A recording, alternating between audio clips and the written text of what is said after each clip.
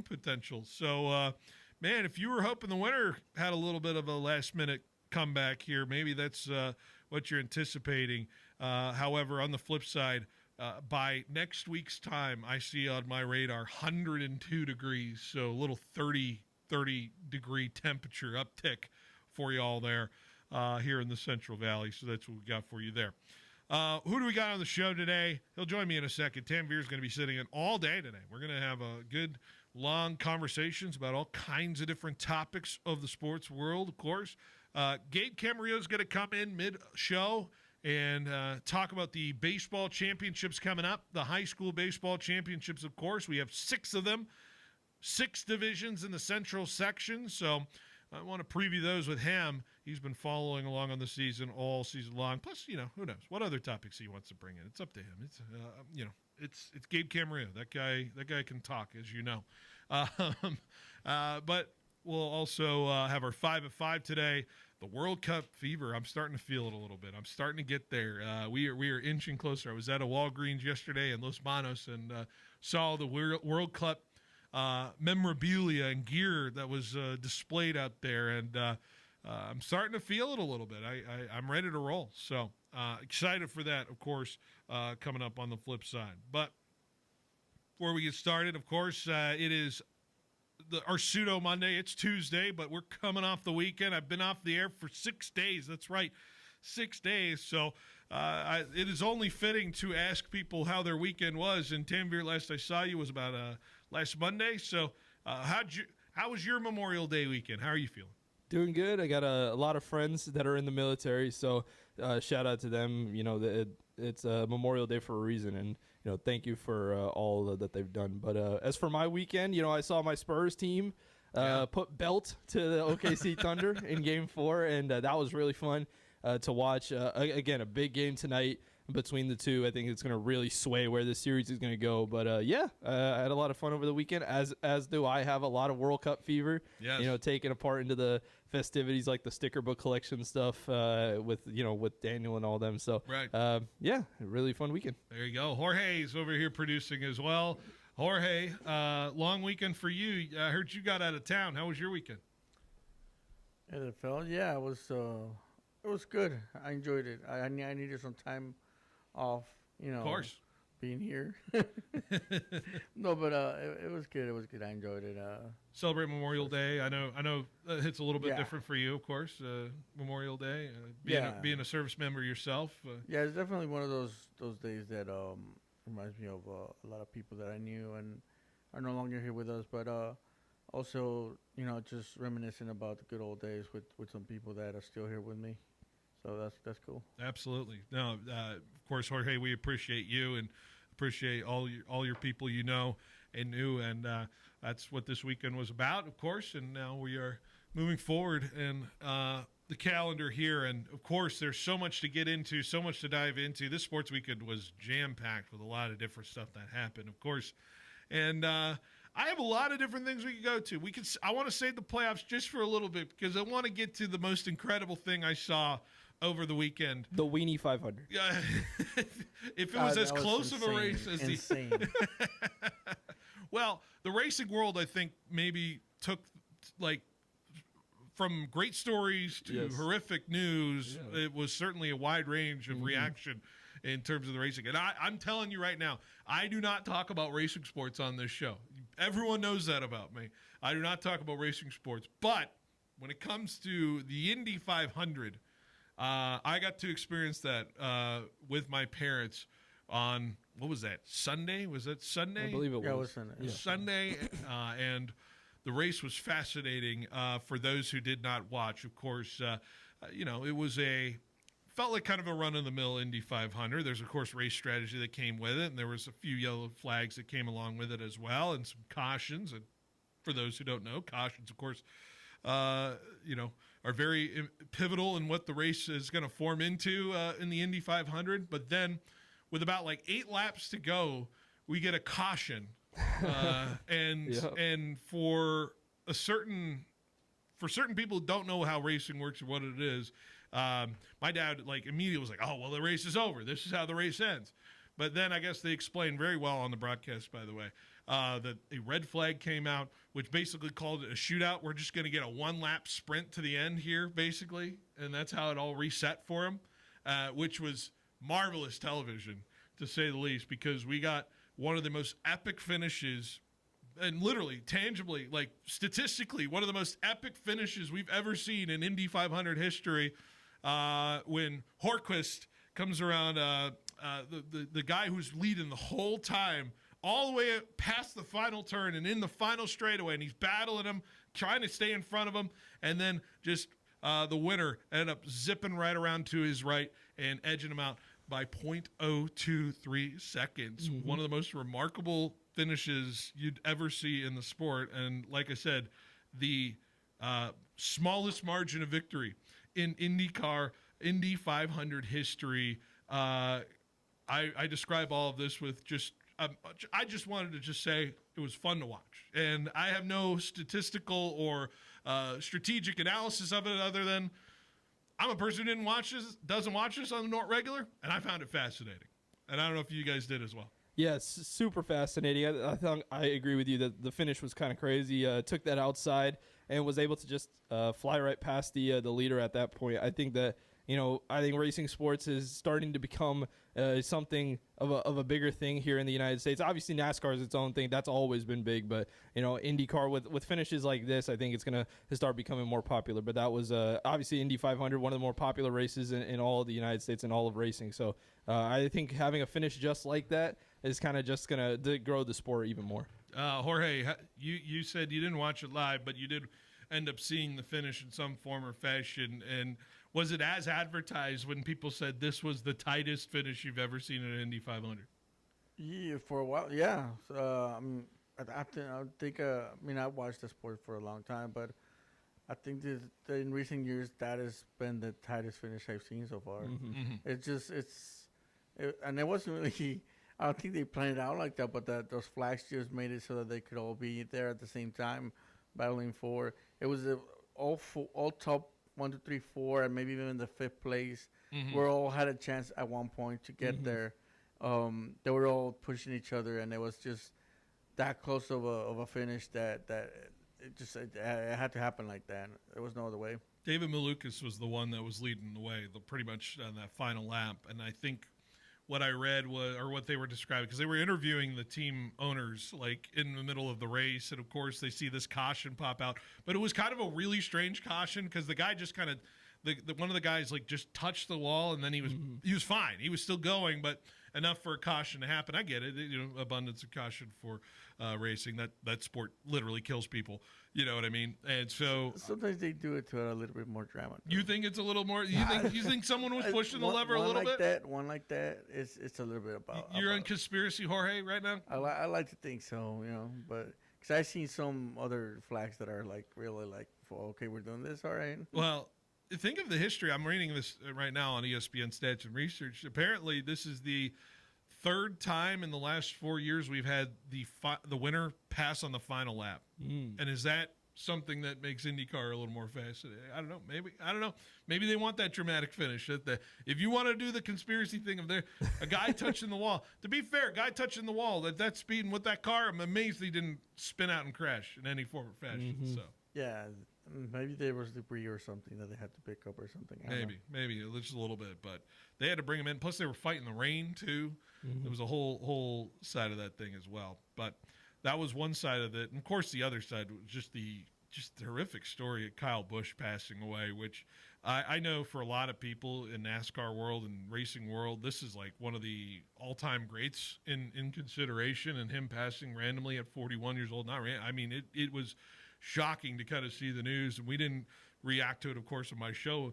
I think this happened Friday? Am I mistaken? It was Thursday, but it was like at the time we were doing the show, everything was happening right away. Like, well, we were on the broadcast Thursday. We didn't really know what happened either until afterwards. Right.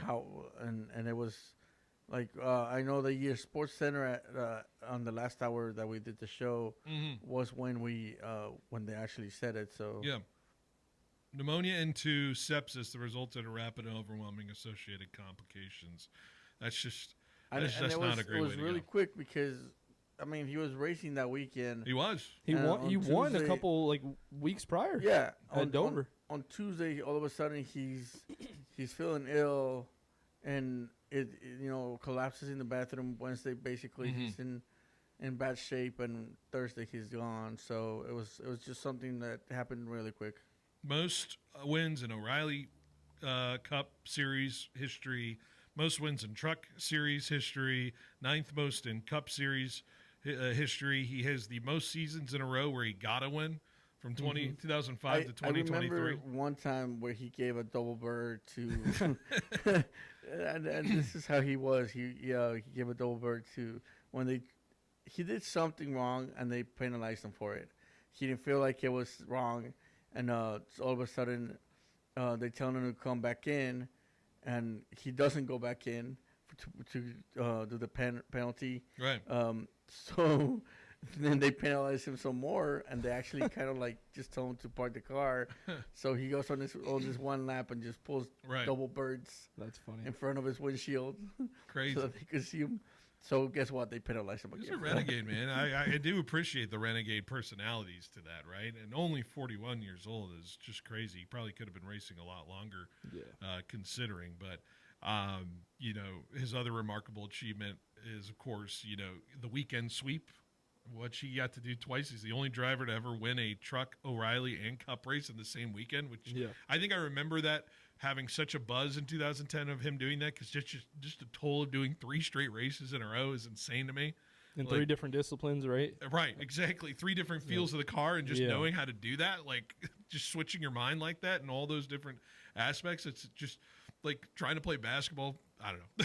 I'm trying to play, Deion Sanders. Yeah, just Deion Sanders, just on the football field with a baseball diamond the same weekend, like goes and hits a homer and scores a touchdown in the same weekend. Ain't that? And then like runs the 50-yard dash. I don't know.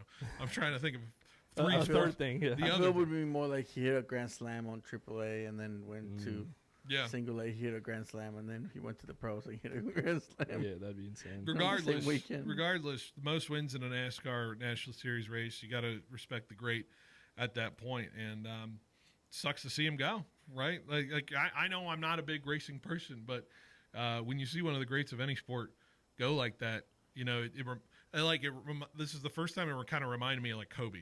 I know Kobe was the other one that felt pretty shocking and just sudden like that. And just because you don't expect them to go this early, right?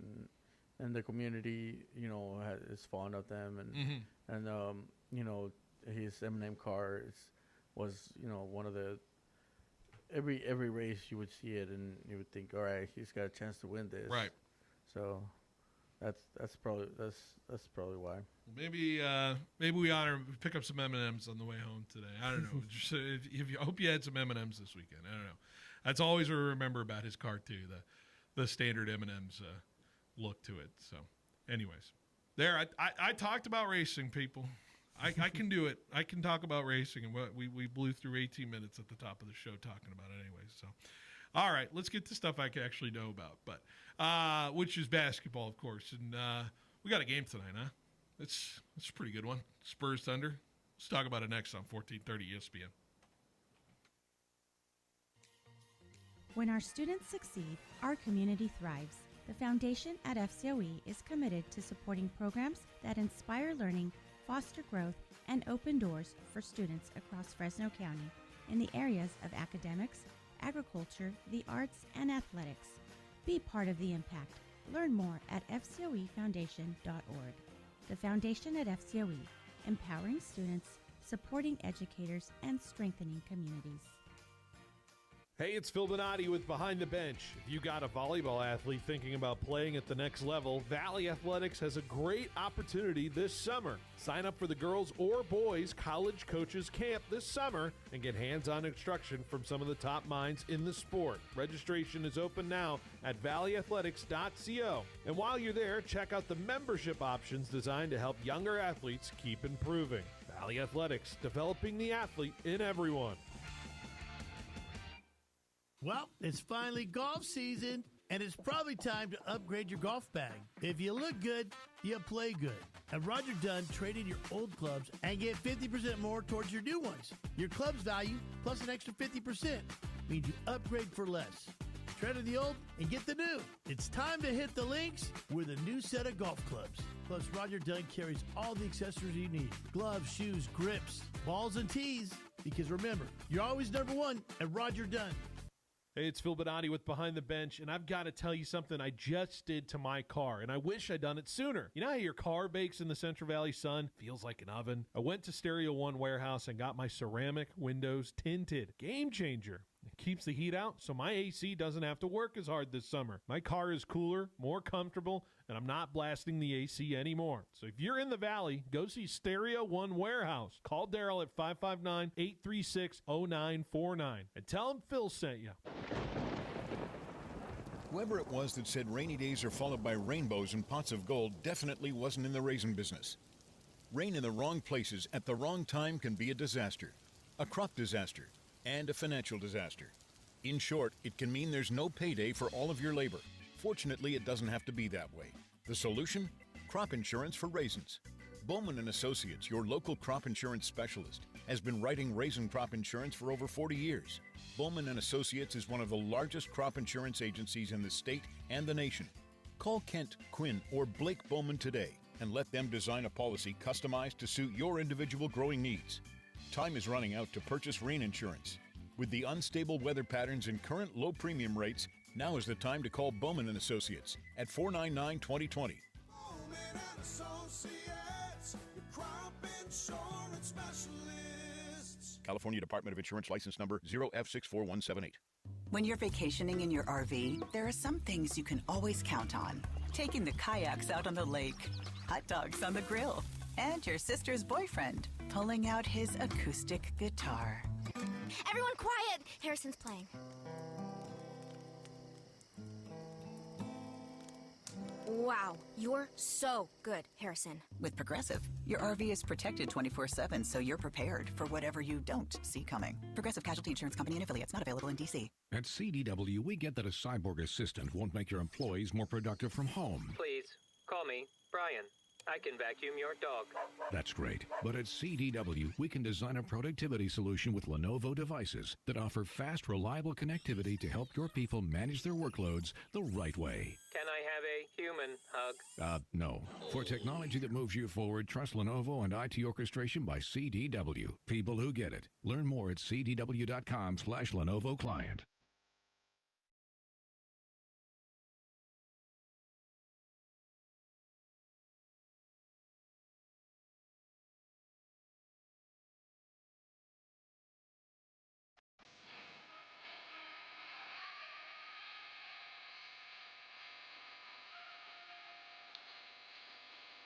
All right, welcome back to Behind the Bench here on 1430 ESPN Fresno, the Valley's local sports leader. I also failed to mention at the top, we'll talk about it more in the 5 o'clock hour, but Max Arston making the World Cup U.S. men's national team. That's exciting news to start. Xavier, we'll dive into it a little bit more, but that we have to make a mention of that at the top, too. One of the big sports stories of the weekend here from the local Valley side. Yep, Fresno, California's own finds a way onto the United States men's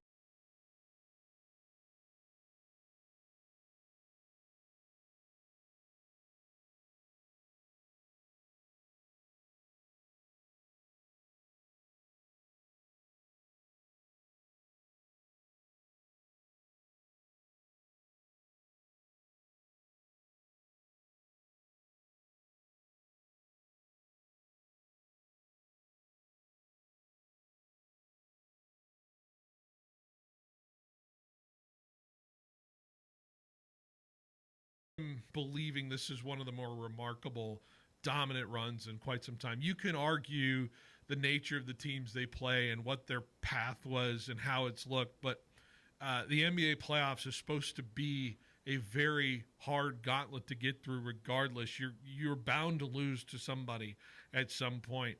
And the Knicks, who are at 11 wins in a row, only two other teams have won more games in a row in the playoffs than them, and that is the 99 Spurs and the 17 Warriors. Yep. And we're in a territory where teams that win 11 in a row absolutely win the title. The only team that didn't was the 89 Lakers, who won 11 in a row and then got swept by the bad boy Pistons. back in the day. But we are talking about, regardless of caliber of team and play, the run of 11 wins in a row tells me that this team is playing at its apex at this very moment. And I've said it weeks ago and maybe even a couple weeks ago. I think this Knicks team is absolutely formidable to win an NBA title from what I've seen in their offensive output and the way they've been able to play. And the evidence is there to say, I do believe that this can be an absolute even series regardless of what comes out in the West. Yeah, I think offensively the New York Knicks have looked amazing ever since they lost that second game to Atlanta, their last loss of these playoffs so far. And then they were able to, in all three series, close out the Cavs, the Sixers, and the Hawks in absolutely dominant fashion. I believe they had the largest point differential for a team heading into the playoffs, heading into the finals from their 19.4 point differential per game. Average per game, yeah. And that is astounding. I think offensively, I do agree with you that the Knicks can match the Thunder or the Spurs. I think defensively is where I don't know if they can match the intensity that you see from the Spurs or from the Thunder that we are seeing in this series. And they haven't really faced teams that are aggressive, driving to the basket. The Sixers had some pretty good players, but they're generally more of a jump shot shooting team. The Cavs just were not good enough at all. Donovan Mitchell's kind of like their only guy that drives regularly.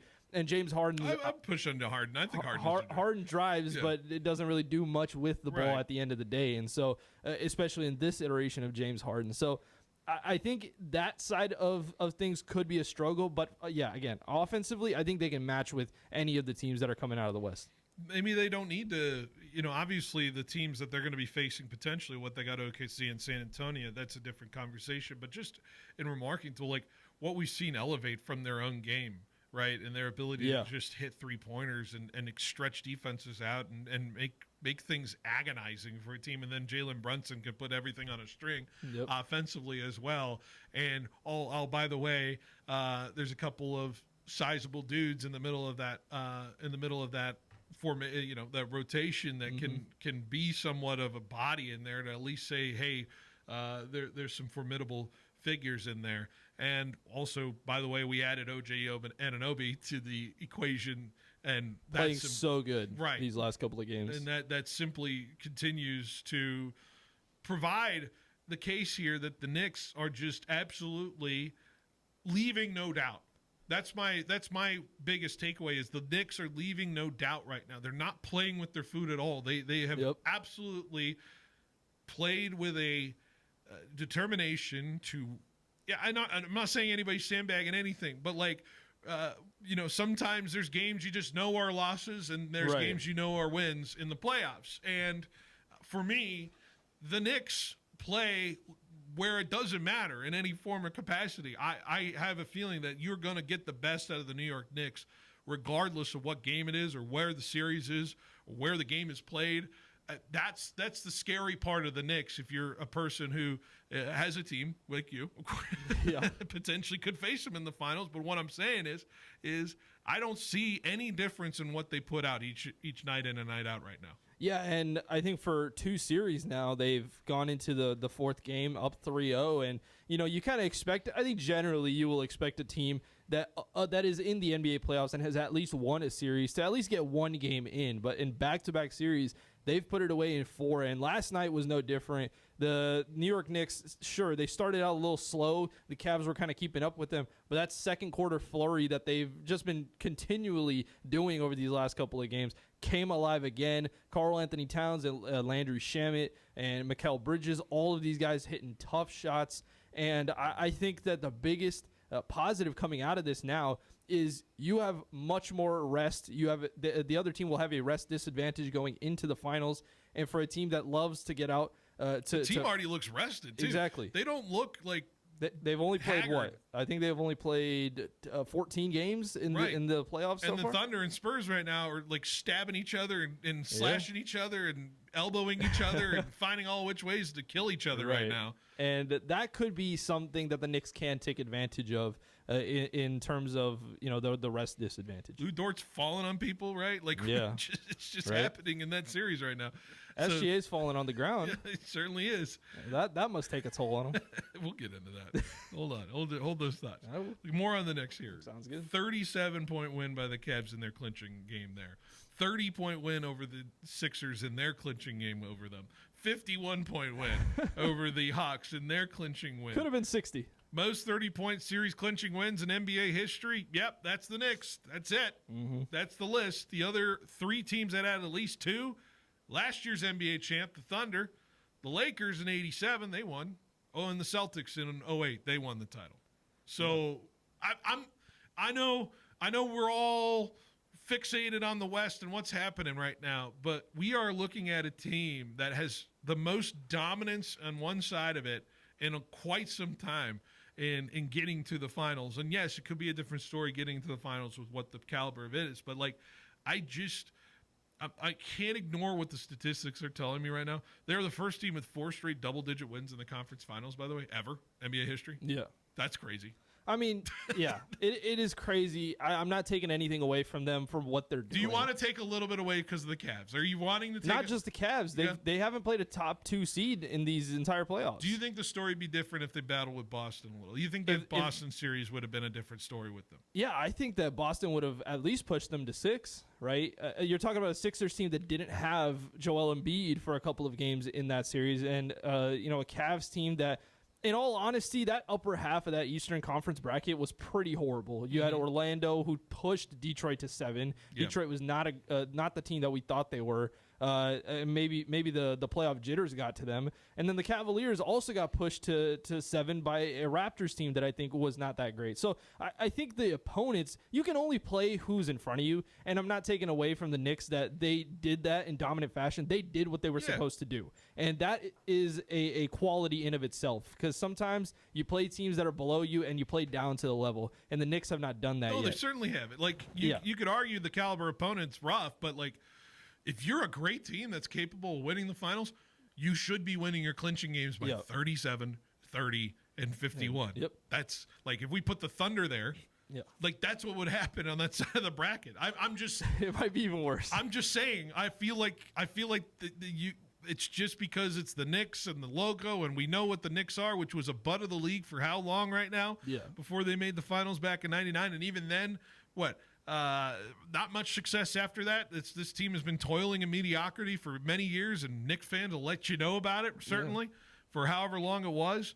But 2015 was pretty bad. yeah, it's fascinating to see this heel turn a little bit, and it's a different kind of run, but it like reminds me of last year with the Pacers. Just like, you're trying to make sense of it all. Yeah, but like, with what they gone through and what they got to with that whole run in their playoffs. But on the flip side, it's like you're trying to there's a dissociation between the logo of the Knicks versus what we're actually seeing, which I think is a legitimate title contender in some form or fashion. And I for me feel like regardless of who comes out in the West, they have a real shot at this thing.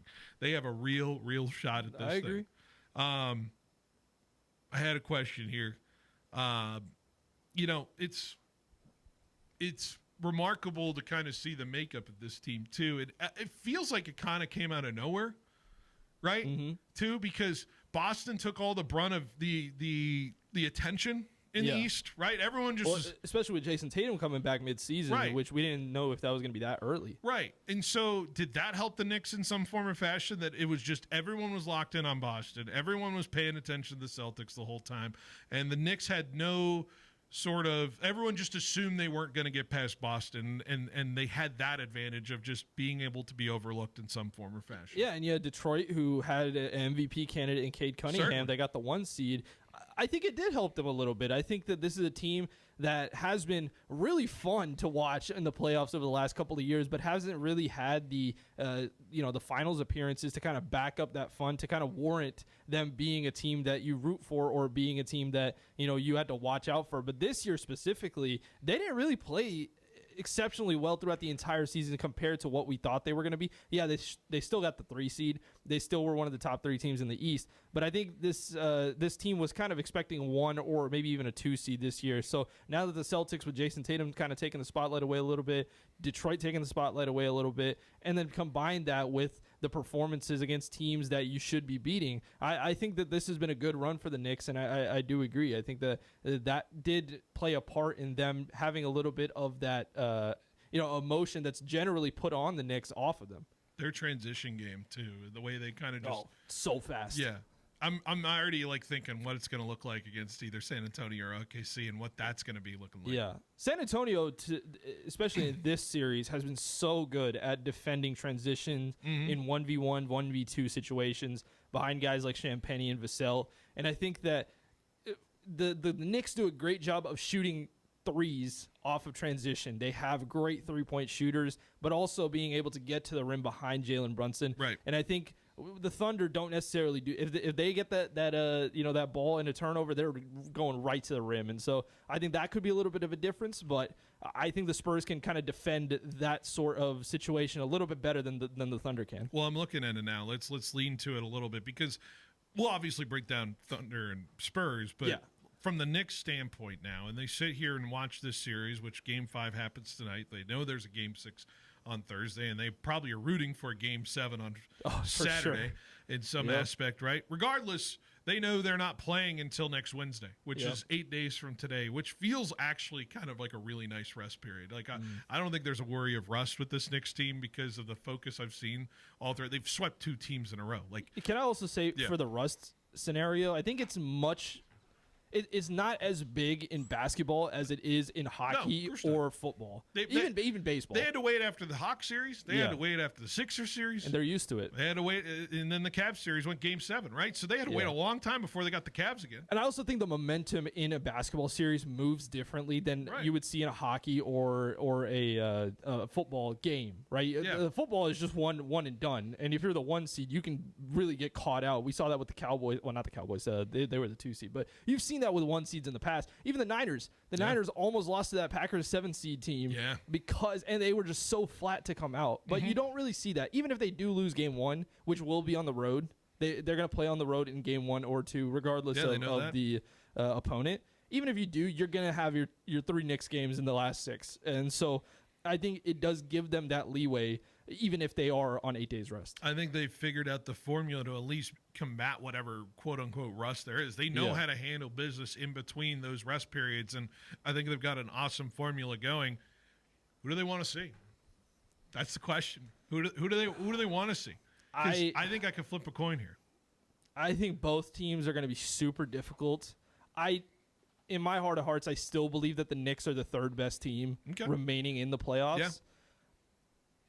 I don't know. I agree with you. I think you could flip a coin. If I had to lean one way, I would probably say the Thunder because I think I'm there too. I don't think the Thunder are in their wins. They're not as dominant, in my opinion, as the Spurs have been over these last couple of series. I've seen the Thunder almost give up a game to the Lakers. Almost gave a game up to the Suns. Yeah, almost gave up a game to the Suns. They've looked bad. They looked really bad in Game 4. Game 4 was last night. 82, only 82 with that kind of depth.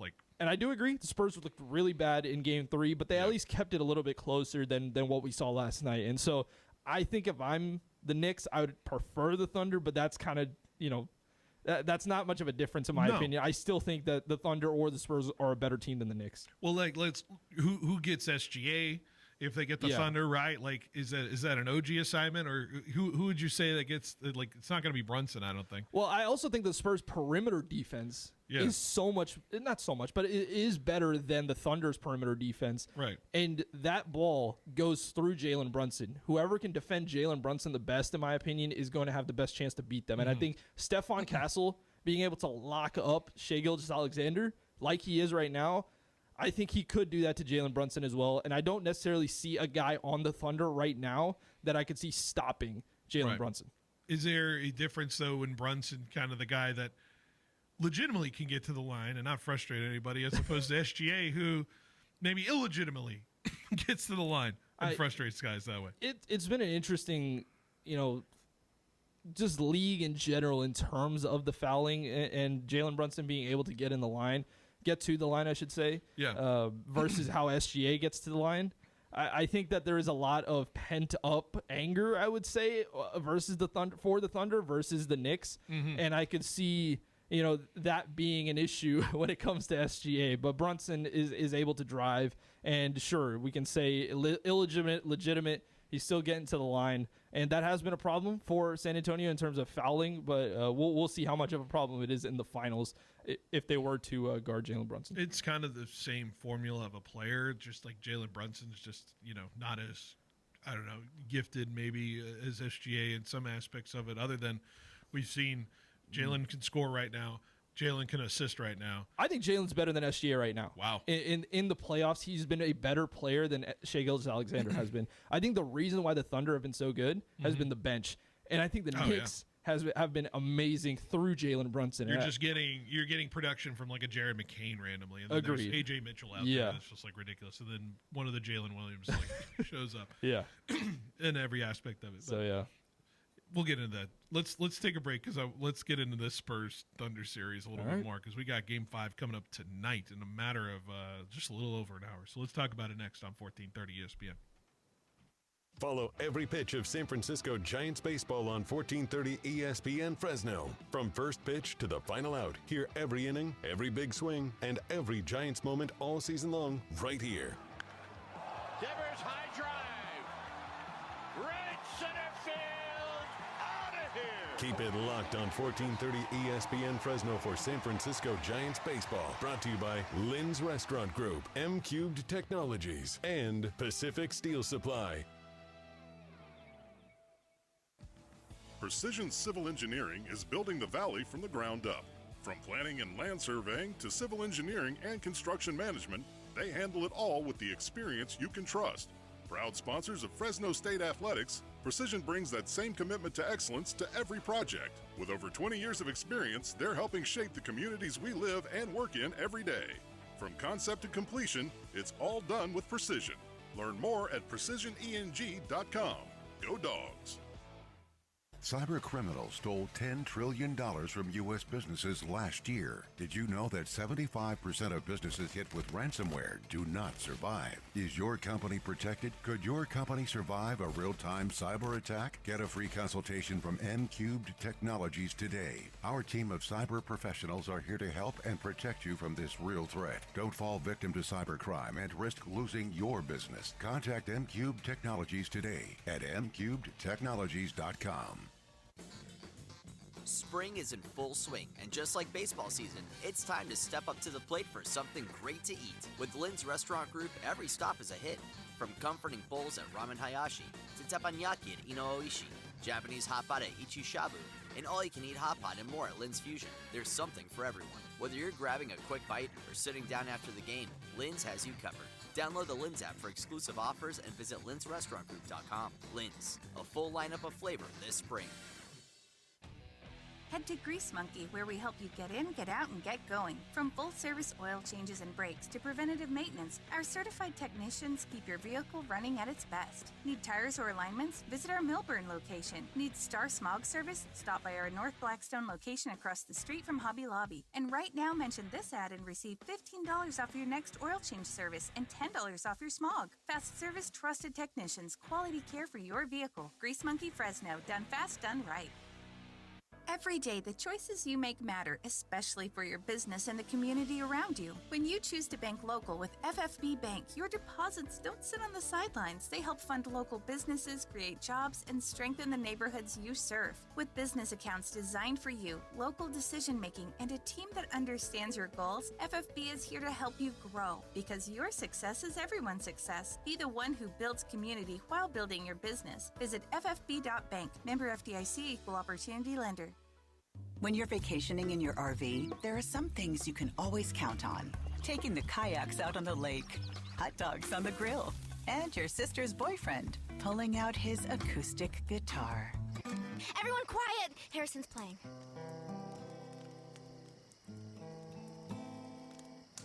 Wow, you're so good, Harrison. With Progressive, your RV is protected 24/7, so you're prepared for whatever you don't see coming. Progressive Casualty Insurance Company and affiliates, not available in D.C. The Donald P. Dick Super Saver Program is an annual maintenance membership for your home's heating and air conditioning.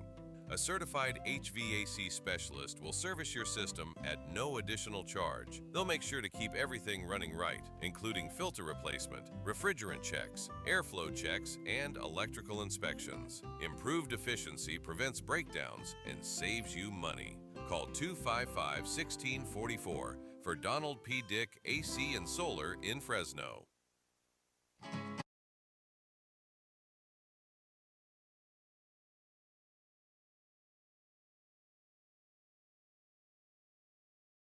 $14:30 ESPN Fresno.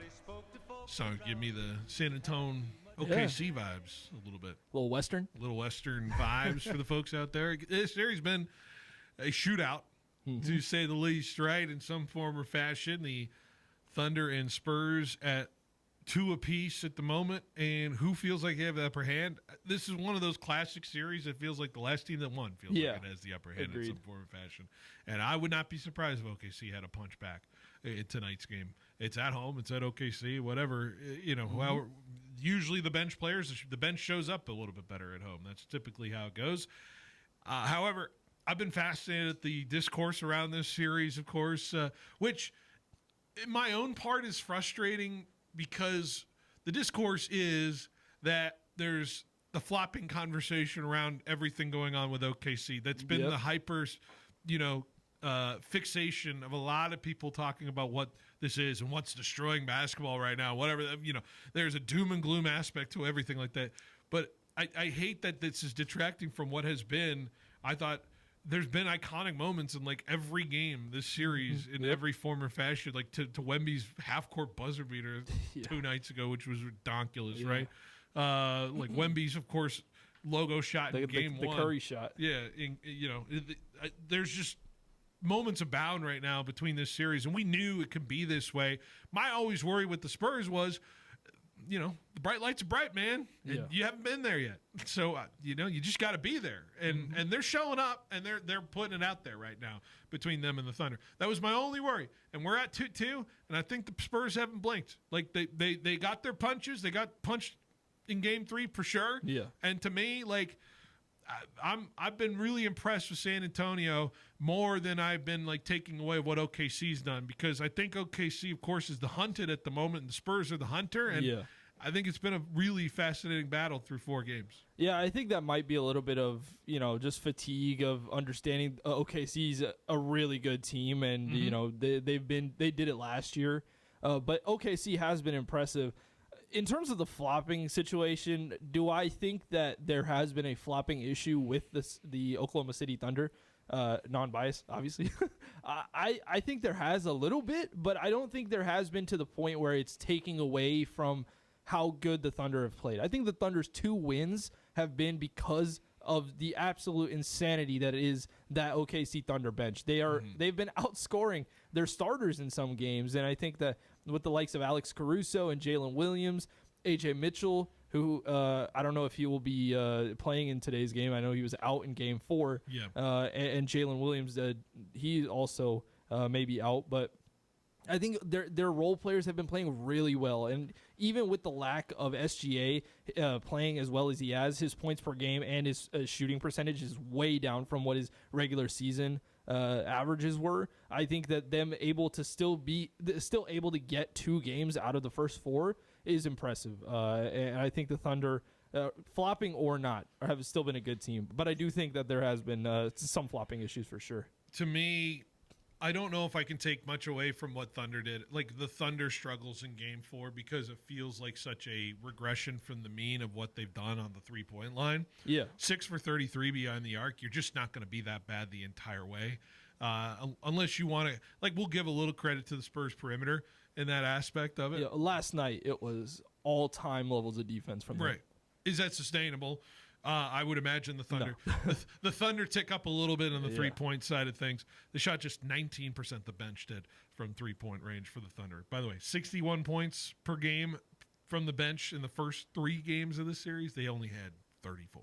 Well, I think therein lies the the strategy of what you need to do. I think that second rotation played much better for the Spurs in Game 4 than they did in Games 1 through 3, and I think that's kind of where you have to win these games. That second rotation when SGA and Chet Holmgren are off the floor. I think when you go starter for starter in this series, the Spurs are beating the Thunder. Yeah. It is the bench for bench, which is really bothering the Spurs. It really bothered them in Game 3. And I think that if you can get a little bit of matchup, a little bit of evenness, you would say, between the benches, I think the Spurs starters can really pull away with the game. Can I give you some interesting tracking stats on SGA being defended right now? Mm-hmm. Yeah, he was contested on 14 of 15 field goal attempts in the last game, double-teamed 11 times. And then he ran a play against 8 different Spurs defenders in Game 4. Yeah. Which it takes a lot of coordination from San Antonio to make that happen. And they probably played the perfect defensive game in Game 4. Yeah. Is that replicable on the road when things are a little more hostile, things are a little more ramped up, and can the Spurs team be concentrated enough to maintain that kind of level of defensive intensity and detail on SGA so they can give those different looks that are important there to make SGA feel uncomfortable? I don't know if that's replicable in this game. That's my concern if I'm thinking of the San Antonio side is, can that translate in a road hostile environment that you can communicate with the guys that you need to communicate with, and who gets him there and who gets him in the next position, and where do we go on every aspect of it, and do it for 12 minutes each quarter? Yeah, I don't think that stopping SGA's scoring will be replicable. But I think what is the change that they made from Game 3 to Game 4. They were double-teaming SGA very hard over the first 3 games. And in Game 4, they kind of went a lot more one-on-one with Stephon Castle guarding SGA because they were getting burned by those role players shooting threes like a Caruso, like a Kason Wallace, like a Jalen Williams. And now they forced SGA to play one-on-one, and they still had the same amount of success in that aspect. I think SGA will probably score a lot more tougher buckets at home, but I think that they can replicate what they did in terms of the game plan that they had for Game 1, or excuse me, for Game 4. Do you think, like, where is this Game 1 tonight? Like, where is this? Because I know the Spurs absolutely, of course, both teams absolutely want to win this game for sure, because I'll just give you the percentage. Team that takes the lead in Game 5 wins the series 82% of the time. That's a 198-44 series record. Yeah. You know? It's on the road. Can you beat OKC again on the road this time? You replicate Game 1.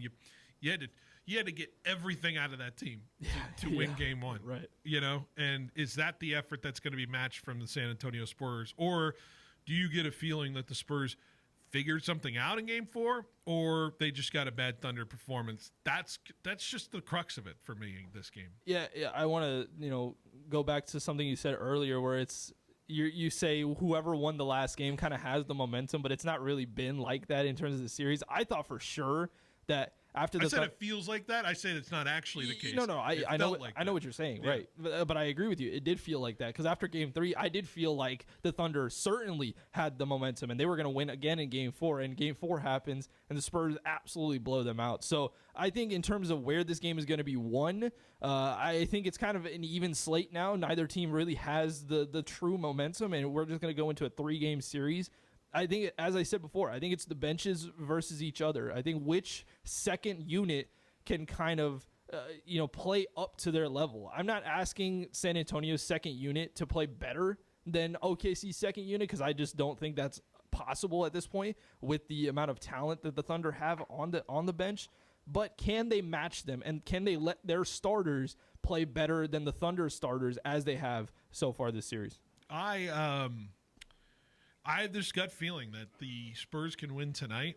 I agree. But it's the series that'll go 7. It's going to be a Spurs win tonight. I think it's a lot like the Pacers finals from last year. Then the Thunder win Game 6, and then it's San Win or go Antonio, home. whoever.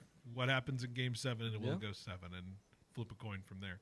Which, man, if that goes 3-2, San Antonio leads in that place. Yeah, I find it very difficult to believe if San Antonio were to win tonight, that they would lose in San Antonio in Game 6, because I just think that you're going to see a lot more of what you saw in Game 4 in San Antonio in Game 6. So I don't know who's going to win tonight. I don't know which way I'm leaning, but I feel like San Antonio is going to win Game 6 regardless of the winner tonight. Like, I feel like San Antonio will win tonight. Okay. But so if you feel that, then I'm probably going to say Spurs in 6. My gut tells me it, but my brain tells me you can't shoot that bad if you're OKC. Yeah. And my brain tells me this is a natural OKC bounce back. And you saw that cushion that the Spurs, I think that they had like above 20, at least 25 points. Can they make up 25 points from that bench? Right. Certainly could. They certainly can. For sure. All right. We're up against it on the hour here, so let's take a break. When we come back, we're going to switch gears here. We got a little baseball conversation. Gabe Camarillo is going to join us at some point in this next hour. We're going all the way to 6 o'clock, taking you to San Francisco for Giants and Diamondbacks. So stay with us. More Behind the Bench next.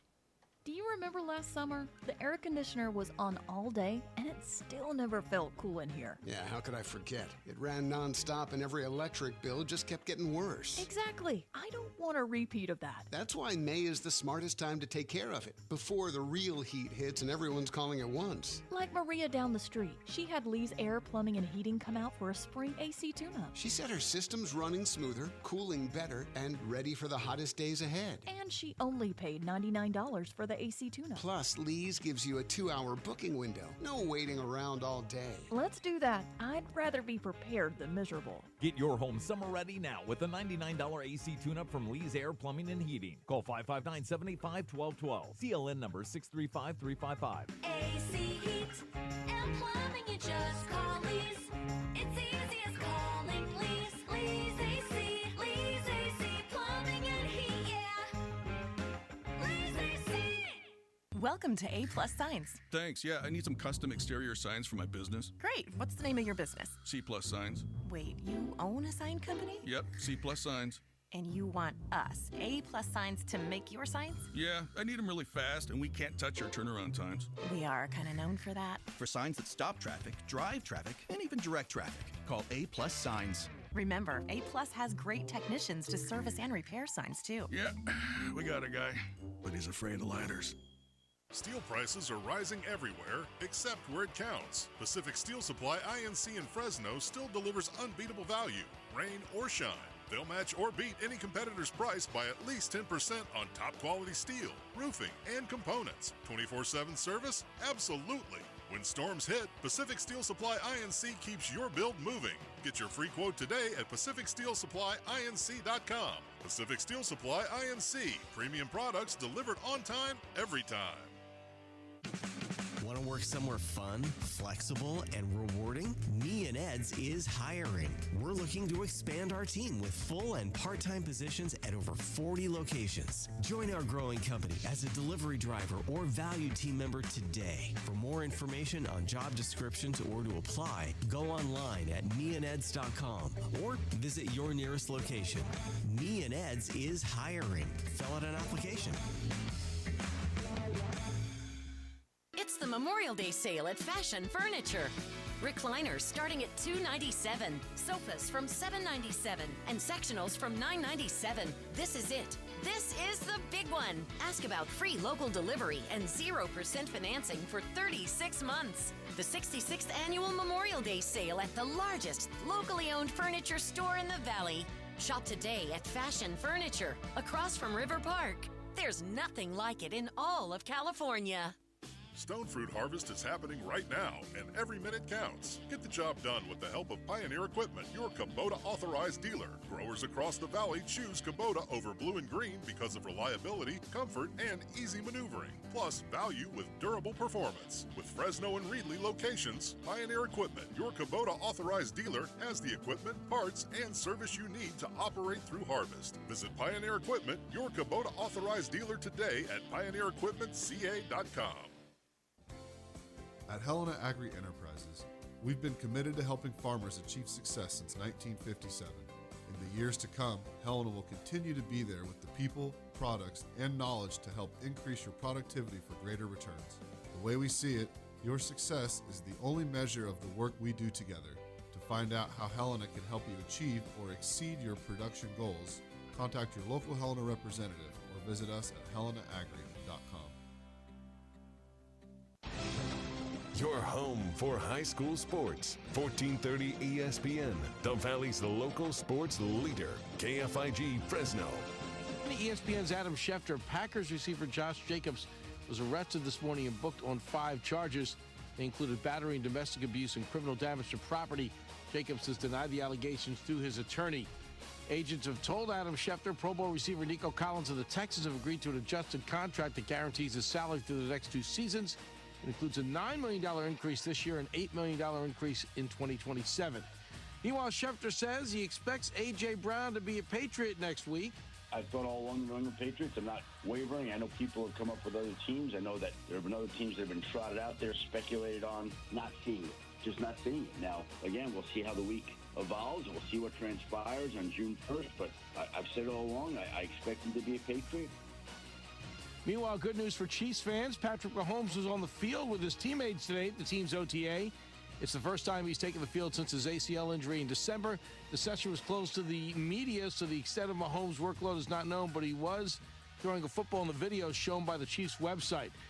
Now to basketball, according to ESPN, Shams Charania and Kenny Atkinson will return as the Cavs head coach. Western Conference Finals tonight on ESPN Radio. Game 5 between the Spurs and the Thunder. Coverage gets underway in about an hour. Stanley Cup playoffs on ESPN just after 9 Eastern. It's the Golden Knights and Avalanche, with Vegas looking to finish off a sweep, leading 3-0. Pittsburgh's Evgeny Malkin has returned to the Penguins for a 21st season. He signs a 1-year deal worth $5.5 million. Sad news from baseball. Former Brave slugger Bob Horner has died at the age of 68. Hey, it's Evan Cohen. Coming up Wednesday, we'll react to Game 5 of the Western Conference Finals, plus continue to react to the fallout from the Cavs being swept by the Knicks. It's Unsportsmanlike, 6 a.m. Eastern, right here on ESPN Radio, ESPN2, and ESPNU.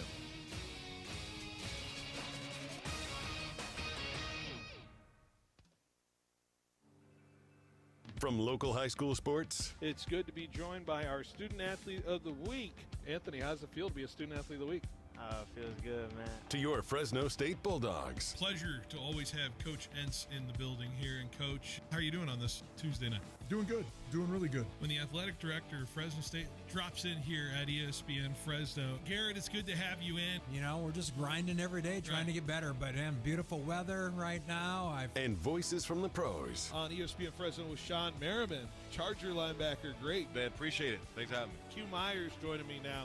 He's with the Raiders, of course. Man, I love Fresno. I really do, man. Rick Neuheisel here with us on ESPN Fresno. It is a treat to be on ESPN Fresno. This is your home for all things sports. Hosted by Phil Bonatti, breaking it down, calling it like it is, and taking you behind the game. This is Behind the Bench on ESPN Fresno. That is right. Behind the bench here on 1430 ESPN Fresno, the Valley's local sports leader, here on this wonderful Tuesday after Memorial Day. Hour number 2 with you here as we take you up to 6 o'clock for Giants and Diamondbacks, starting at 6:15 pregame with a 6:45 first pitch from San Francisco. Tanvir is here. He's hanging out the whole show, so good to have you again back in hour number 2. The nerves don't get to you before a Spurs game right now, is it? It's weird because I feel like it's kind of just like a, there's nothing really to lose in terms of the Spurs. Obviously, I think bragging rights against the Thunder, who are a rival, is one, but we're so early in our, in our goals, right? This team, Wemby's 22, Castle's 21, I think Harper's 20, and so there's a long stretch of Spurs playoff basketball ahead of us. Hopefully we can still win, though. Game 5, when the series is tied 2-2, is such a weird feeling because it's like there's nothing that'll end the series for anybody. Yet there's so much paramount pressure and importance to positioning yourself to be the team that can eliminate someone at that point. So it's a fascinating, Game 5s. I don't know. They're very fascinating to me. I just saw this across my desk. I got a little breaking news if I can get to it here. A little breaking news for you all. Here we go.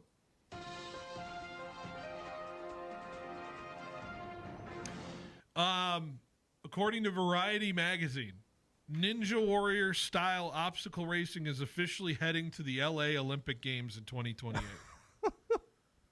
Yeah? What? Ninja Warrior style obstacle racing is now heading to the Olympic Games. Who said this? Variety magazine. But it's not in 28, is it? 28. Really? In LA. I thought the sports list had already been confirmed, and Well, therefore Or maybe this is one of those. extra like events on the Yeah, side. the ones that don't really give out medals. They just, We haven't seen that in a long time. Those Yeah. like events that don't give out medals. Right. But that would be kind of crazy. That would be that is a cool, I think, addition. I would say I enjoy it. it's better than I enjoy it. 2024 dancing. It's break dancing. According to the Variety, it's Ninja Warrior is making its way to the Olympics. The Tokyo Broadcasting System Television, the producer behind the TV format Sasuke, has sealed a deal with Union International de Pentathlon Modern to incorporate the format into the new modern pentathlon discipline of obstacle racing. Kind of like how they do the iron races. though. Right. Okay, so It's not individually, right. so I maybe misled you all a little bit, but it is going to be at the Olympic Games in some form. It's just a form of pentathlon. Form of pentathlon. Okay, I could get behind that for sure. We down? The Japanese version of Ninja Warrior was way harder than the American. Oh my gosh! I heard it was extreme. Like people wouldn't. But even it get also off took first. so long for an American to win American Ninja Warrior. Yeah. Versus like I know multiple Japanese people won Japanese Ninja Warrior before that. So, by the way, this is replacing the equestrian show jumping portion of the pentathlon with now obstacle. Oh, okay. So It's one of the 10 one events. of the 10 events now is part of that makes way more sense because I don't know why they had that there. with the Equestrian and horses. pentathlon. The equestrian horse It was racing. just so harder for. If you wanted to compete, you had to get a horse, which is so much harder to get there. Yeah. You know, equestrian teams have their own like stuff, right? Yeah. But Fresno and State, that's I a know little they're. different. I know what they told me. They have to whatever horse they get wherever they're at is what they get. They don't bring Yeah. the horses they train with. Yeah, You know? that's hard. And if you don't know your horse in the pentathlon, you're kind of like I like that edition though. Ninja style warrior, don't they film that? They film that everywhere. They kind of pop up shop the Ninja Warrior people, don't they? Yeah. They just kind of set up in different cities. I I haven't think watched. LA was their base, but then they would start going out. I remember everywhere. when it came. When did Ninja Warrior start becoming a popular thing? It was like mid 2010s, I would say. 2011, like 2012. Somewhere right? around there. Something I like used to watch it back in. Why do I have a memory that Tom Bergeron was hosting? No. Am I? I don't remember this. Or am I mixing up my reality competition Maybe shows? Tom Bergeron, the He guy did host. from- He did host Dancing with the Stars, right? the guy from Dancing with the Stars. Well, I No. thought they made it more of like a silly thing. Like they made fun of all the people that like slipped and fell. And Is that not Wipeout? yeah, I guess so. It might have been Wipeout. Wipeout was a different. They had John Anderson, who was like this Yeah. Sports Center Yeah. anchor at the time. Hey, they should make that part of the pentathlon. Just I mean, Wipeout. just general- Wipeout is the. Just put I those met someone that actually big rubber balls you have to participated in Wipeout. run across. Yeah. Do you remember what was the obstacle you probably thought like I cannot do that? Oh, the big red balls. the big for red sure. balls. Like what would you? I feel like my ego would have thought that I could do a lot of this. Tanvir, you're standing in front of the big 4 rubber balls. Yes. And what is the strat? What do you do? I think I'm just trying to swim, man. No, I'll take the penalty.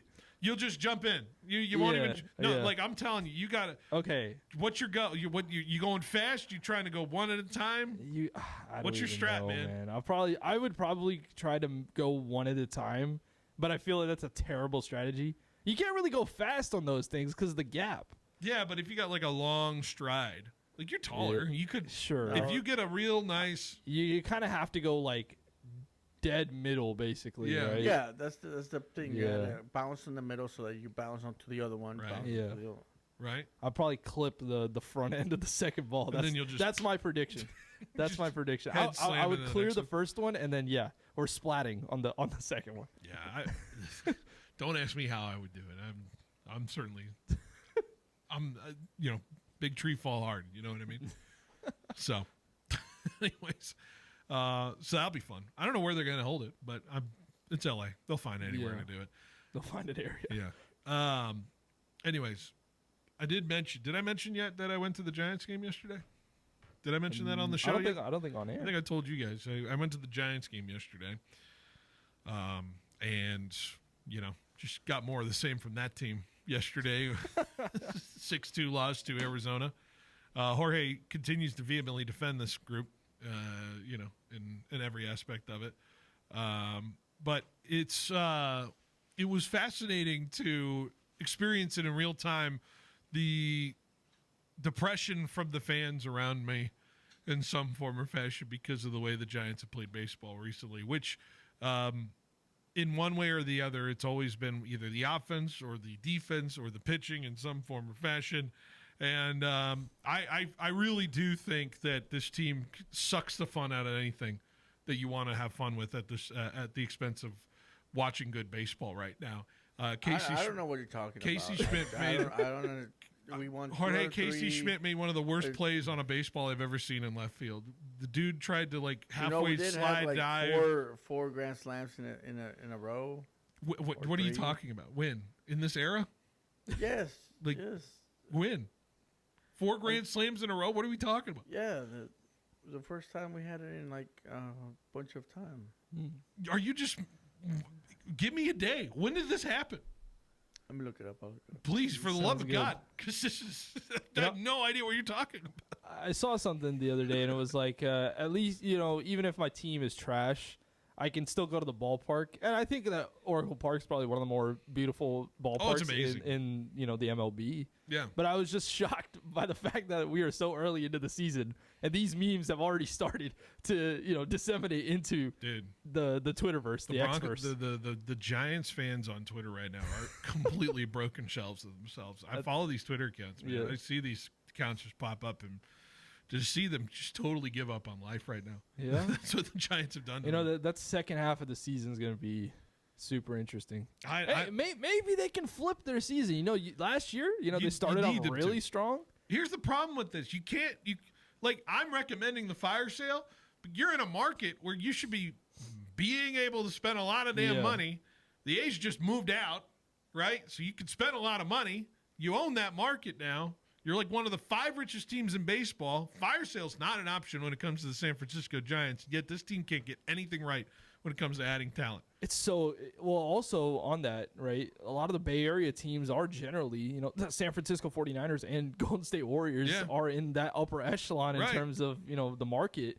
And I just feel like the Giants are just not the team, and they're also in San Francisco, just like the Warriors. Yeah, they're just not a team that goes out there. They try, but I think trying is not what they need to be doing at this point. They need to be executing, and they've been trying for the last 2-3 years. Especially with this sort of roster, this felt like not an all-in move, but it felt like, this is that next step of trying to get into that upper tier of the NL, and they just haven't been able to get to that portion yet. I'm trying to think of a comparison of what I feel about this team, and I think I've finally kind of landed on it. Okay. Let me see if I can just kind of get there with my comparison, because this feels exactly the right definition. It's just like you're just not a good team, yet you want to be a good team, and you're in a good market, and you should be able to spend a lot of money. Brother, you're the 2007 New York Knicks. The San Francisco Giants right now just signed Stephon Marbury to a long-term contract because they think he's a superstar. I'm sorry, that's what they think Willy Adames is, and he's just simply not that. He's a great personality, a lot of flashy personality, got great color shoes, just like Stephon Marbury did. Yeah. But I'm sorry, man, the money ain't worth it because that guy ain't leading your team in offensive categories whatsoever. I feel like the outfield is more concerned with celebrations after the innings are over than actually hitting. Right. I don't know what you guys talking about. Harrison Bader's Jamal Crawford you guys right are now. Just being haters, like always. Steve Francis is out there, just hating on something chucking you don't understand. Sorry, Jorge. Get on your soapbox. Robbie Ray's Channing Frye out there, just Robbie Ray has just not been. It's just not ideal. Just not ideal stuff right now from the Giants are the 07 New York Knicks at the moment. That's exactly where I'm comparing it to. And I've lived in the time watching that New York Knicks team. There's no wonder they went after Carmelo when they did, because that was a nothing burger for a long time. And the Giants right now are the biggest nothing burger in baseball at the moment. I can't think of another nothing team. burger's still a burger, bro. It's not a burger, man. It's just, they didn't give me nothing. It's the nasty patty from SpongeBob. Anyways, that's what that is. Can they finally beat the Diamondbacks? That's the question today. Like, that's the question I have for everybody. Can they finally beat the damn Snakes? Because that team's been a thorn in their craw for the last week and a half, man. It's been rough. Anyways, I know I got a guest here. He's waiting. So I'm going to bring Gabe in here next. So we'll take a break. We'll come back with our guest here next on 1430 ESPN. Hey, Mike, what are you doing way up on that ladder? You're going to hurt yourself. Oh, I'm trying to unclog these gutters. That's smart. I had water damage from my gutters last year. It cost me $10,000. Wait, $10,000? Yeah, and from over here, it looks like water's been pouring over your clogged gutters, and it's probably doing real damage to your foundation. You need to do what I did. Get off the ladder and call Leaf Filter. Yeah, but I need to get these gutters flowing now. That's why you need to call Leaf Filter. They'll clean and realign your gutters and install their exclusive micro mesh screen system so nothing gets in your gutters except water. So Leaf Filter protects my house from damage and means no more gutter cleaning for me? Bingo! Plus, Leaf Filter has an industry-leading lifetime warranty, so your gutters are covered for life. Thanks, Frank. I'm calling Leaf Filter today. Don't go another day with your home unprotected. Call 1-844-300-LEAF or go to tryleaffilter.com for your free gutter inspection. Call 1-844-300-LEAF or go to tryleaffilter.com right now for an extra 15% savings. Call 1-844-300-LEAF or go to tryleaffilter.com. That's 1-844-300-LEAF. Steel prices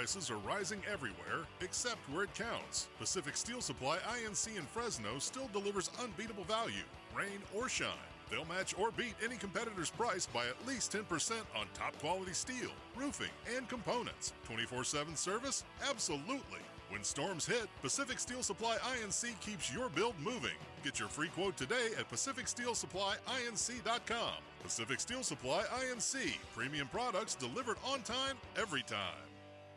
The Central Valley Sports Leader has you covered for the local angle with the Central Valley Sports Report hosted by Paul Meadors. Paul is back for year 5 and is ready to give you the insight and knowledge of everything you need to know when it comes to high school sports. From the coaches and player interviews to the game recaps week by week, as well as talking with all the insiders that have the pulse when it comes to prep sports in the Central Valley. Central Valley Sports Report, airing 10 a.m. to noon, live from First String Sports every Saturday on 1430 ESPN Fresno.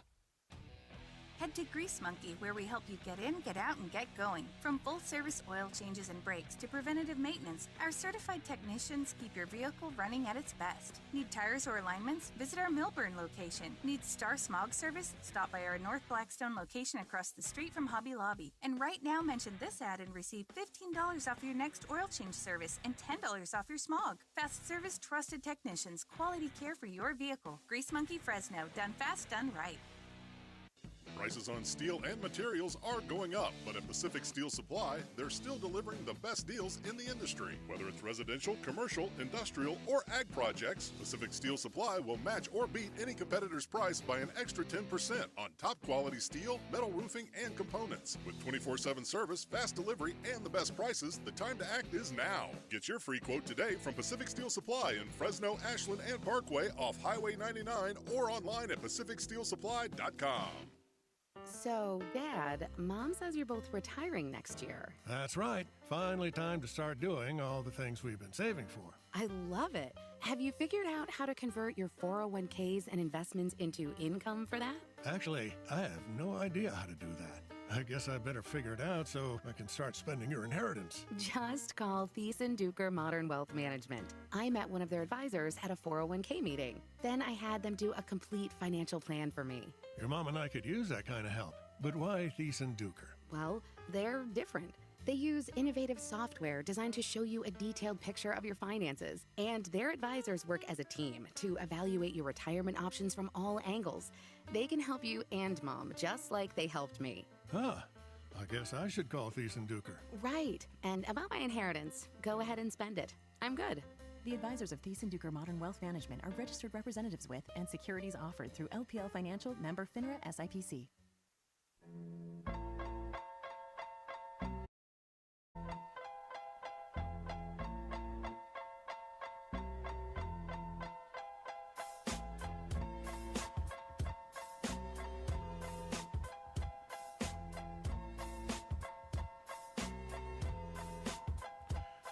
All right, welcome back to Behind the Bench here on 1430 ESPN Fresno. Jorge, is this Gabe's music?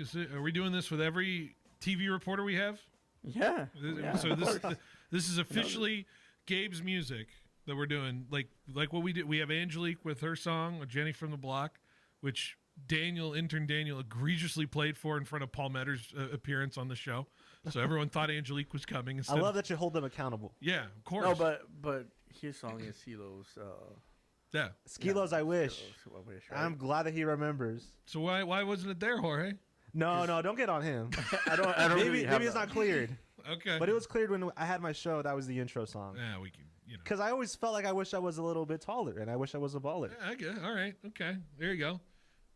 Next time we'll get it in. Gabe, how are we doing? Gabe Camarillo, KMPH is here. I'm doing great. You're a big fan of your baseball team. You're wearing all Boston Red Sox gear. I wouldn't be dead in Giants gear right now. Positive vibes right now because the AL is so bad that we somehow are only like 4 games out of a wild card spot at the moment. Yeah, well, we both missed out on Kyle Harrison, which somehow happened. Exactly. But I the only hope I have in this season is that the American League is just absolutely a dumpster fire. The one thing that both of our teams have in common, the Giants and the Red Sox, is an inability to make the right move. We also both hate Rafael Devers for different reasons. God. Yeah, for some reason I got to see him hit a 2-run double yesterday. I don't know, just to spite the it in my face, inconsistency, it's not worth the price tag at all. I saw that game yesterday. You're a Giants fan, man. How much of torture this season? Not the good torture in 2010, but the bad torture it's been to watch this team play. It's just the inconsistency. Like I said, with Devers, he will have those big hits. He had a grand slam the other day that helped beat the White Sox, and they ended up winning the series against the White Sox. But the vaunted White Sox. Oh, I know. It seemed like a tall task was beating those guys, and that's a bad thing. And the pitching, I mentioned that we traded Kyle Harrison for Devers. You traded Kyle Harrison for way less than Devers. I don't even want to talk about he's that. in the Cy Young conversation. I don't think we have any aspect of that trade left already. Like, Hicks is gone. Tibbs is a Dodger apparently now. Injuries are hitting us. Yes. Logan Webb has been on the shelf for a while. Yeah. Nobody can field. Casey Schmidt looked horrible and left again. He can hit, though. He can hit. That's just fine. DH him. Willie Adames is looking like the second worst contract in Major League Baseball, only behind Matt Chapman at the moment. Casey Schmidt and Rafael Devers remind me of this scene in Moneyball where Ron Washington says playing first base is incredibly hard. Yeah. I compared him to the 07 Knicks. That's such a niche comparison. Stephon Marbury and Steve Francis feel like it should be a winning team, and then the team only got like 33 wins on the season. And then they finally said, you know what, let's actually get Carmelo Anthony and find some adults in this room. But this just feels like an 07 Knicks team to me. For the Giants? Because you're in a big market. You should be able to spend a lot of money. And this team should own the Bay Area. This team should be a top 5 payroll in baseball, and they don't want to. I think they're doing it the wrong way. Yeah. It worked when they drafted and developed, but now they're trying to do it the Dodger way and they want sign. They want the quick way. It's never worked in San Francisco. I mean, Barry Bonds famously never won a World Series. No. Jeff Kent, another free agent signing for the Giants, never won a World Series. I watched that 02 series, man. I think the baseball gods reward those who draft and develop, but not recently with the way the Dodgers do it. Yeah. Anyways, you're a tortured Giants fan at the moment, so you can watch them on Fox 26 though from now and again. There you go. A nice plug there. Nice plug there, Gabe. You can also watch great highlights throughout the week on Fox 26, right? In which, of course, you're going to be getting a lot of good highlights this week. A lot of games to go to. You're going to get your miles in down at Visalia this week? Yep. Definitely on Friday. There's a ginormous game in Division 3 because Central Valley Christian and Garza both have amazing stories. We can start there if you want. Division 1, I'll be there as well. Do we want to go chronological, like with what happens tomorrow into the weekend, or is it burying the lead a little bit? Or do you think that's burying the lead a little bit? Or do you tomorrow's Wednesday. It's the 27th. Tomorrow's the Menachie-Emmanuel game. Menachie-Emmanuel. I mean, Menachie was a co-league champion with Redwood and El Diamante.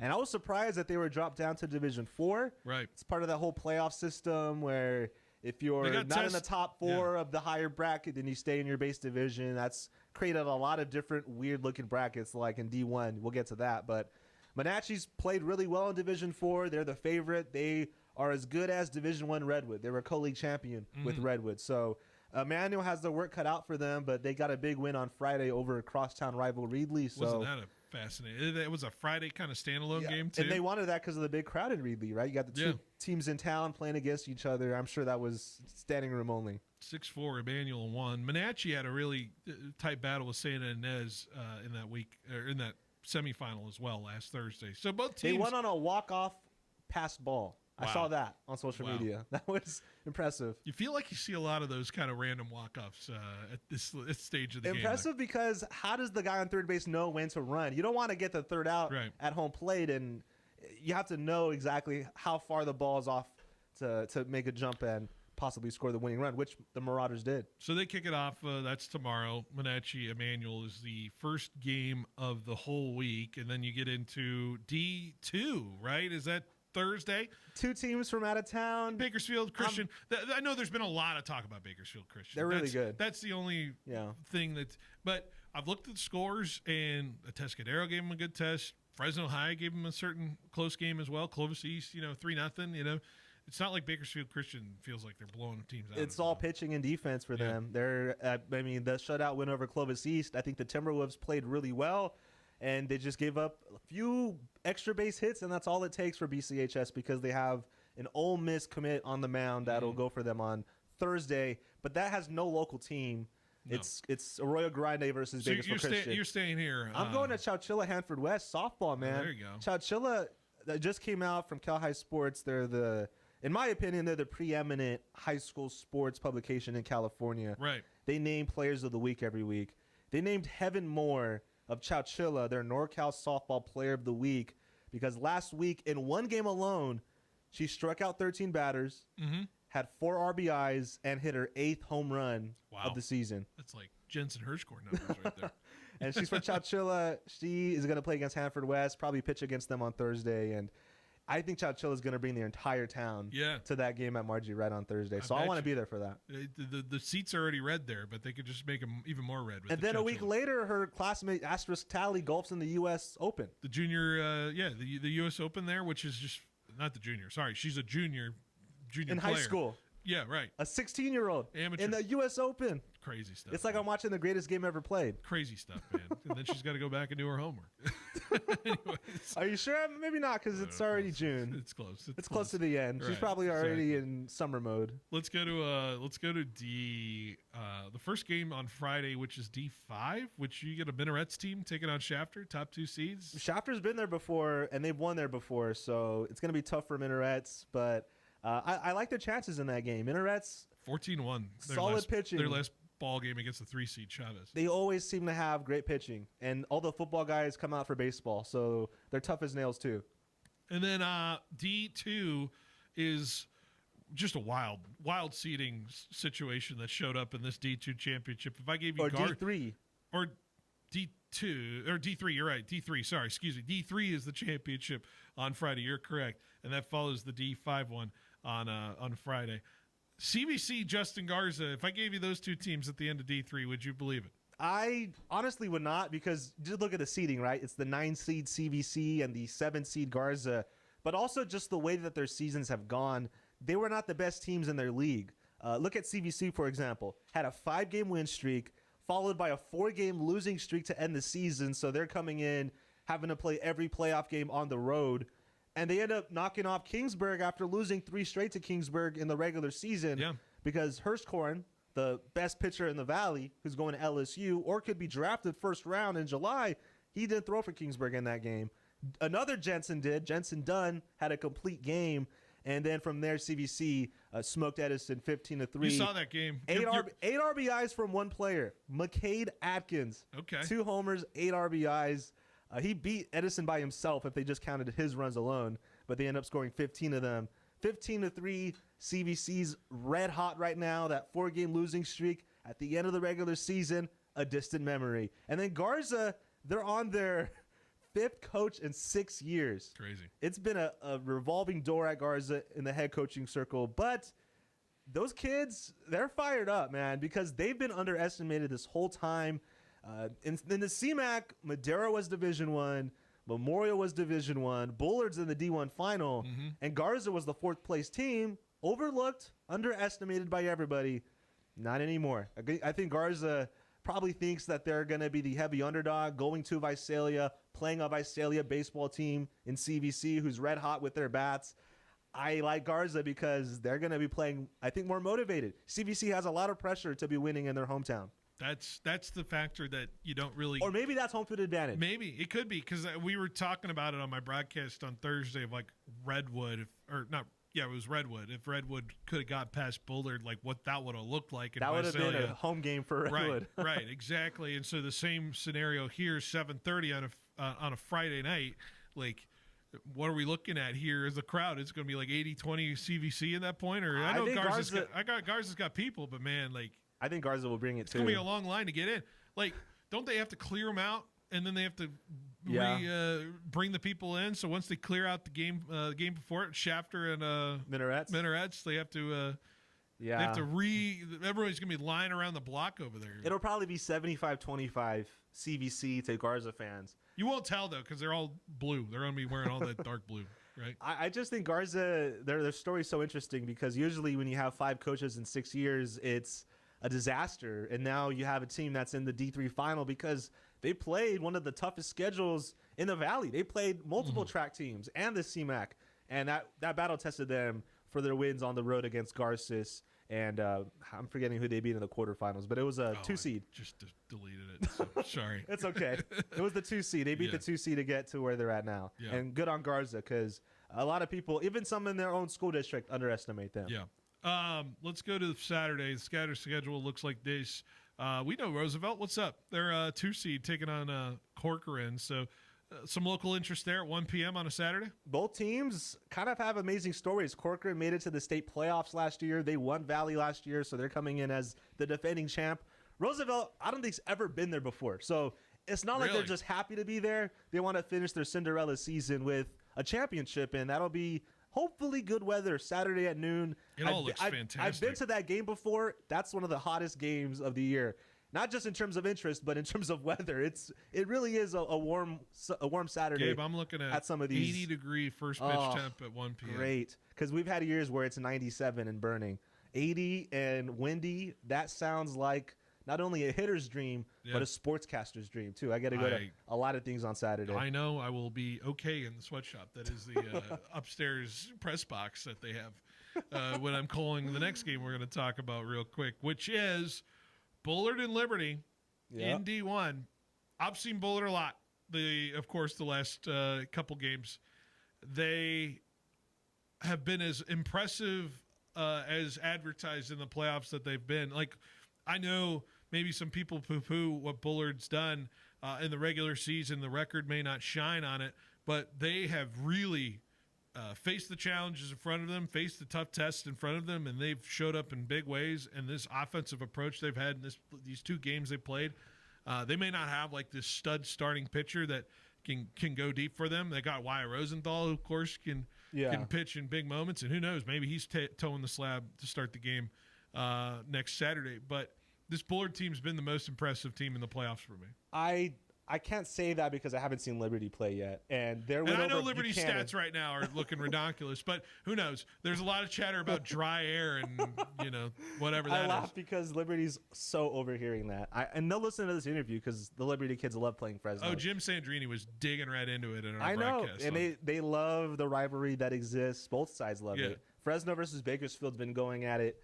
The last 4 years, Bakersfield's won it by different ways. I think about Centennial's dramatic home run over Buchanan a few years ago in the championship. Clovis West and Liberty had a crazy back-and-forth slugfest that went to Liberty 2 years ago. And then last year, heck, you didn't even broadcast the D1 final because there was no Fresno team. We only had Ridgeview Kingsburg last year, D2. So. Yeah, and that's it's confusing to me just how long it's been since a Fresno team's won it because I know we have talent here. Right. This year, the way the playoff brackets went, I think it really hurt Fresno more than you thought. The D1 bracket looked weird. First of all, Memorial should not have been the 3 seed. I think Liberty probably was more deserving of being the 3 seed, but because of the computers, Liberty was forced to face Buchanan in the quarterfinals when I think that should have been a championship matchup. I would have loved to see Buchanan and Bullard go at it so we can know who's the best team in Fresno. Buchanan got eliminated by Liberty when Brogan Witcher hit a 3-run bomb to put the Patriots ahead in that game.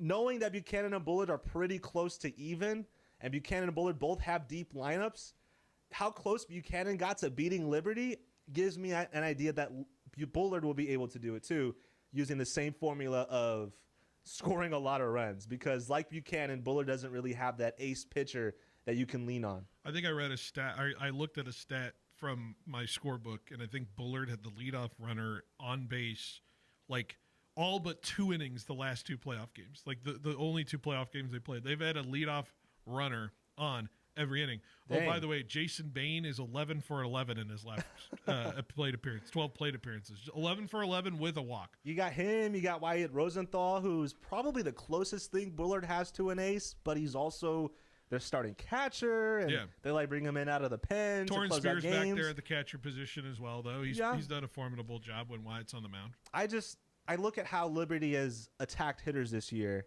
and it's just impressive that they got 4 guys with over 10 homers. And I know a lot of people talk about the dry air, and they talk about the winds in Bakersfield and the small porches. And sure, that might help with some home runs, but it doesn't help a team hit over 50 home runs this season. Well, what is it going to combined? look like at Valley Strong? Like, it's going to play a little different at Valley Strong? Liberty looked just fine when they beat Clovis West a few years ago in that ballpark.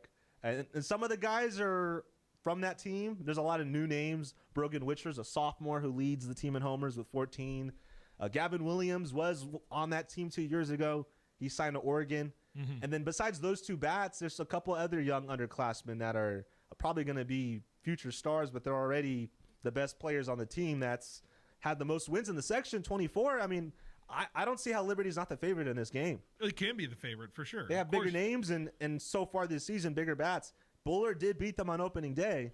Yeah. And that's the reason why Division I looks all out of whack, because I really think that Memorial should have been in Division II, and it should have been Bullard Liberty in the semifinal. You should have broadcasted that game last week if the brackets were the way I expected them to be. Yeah.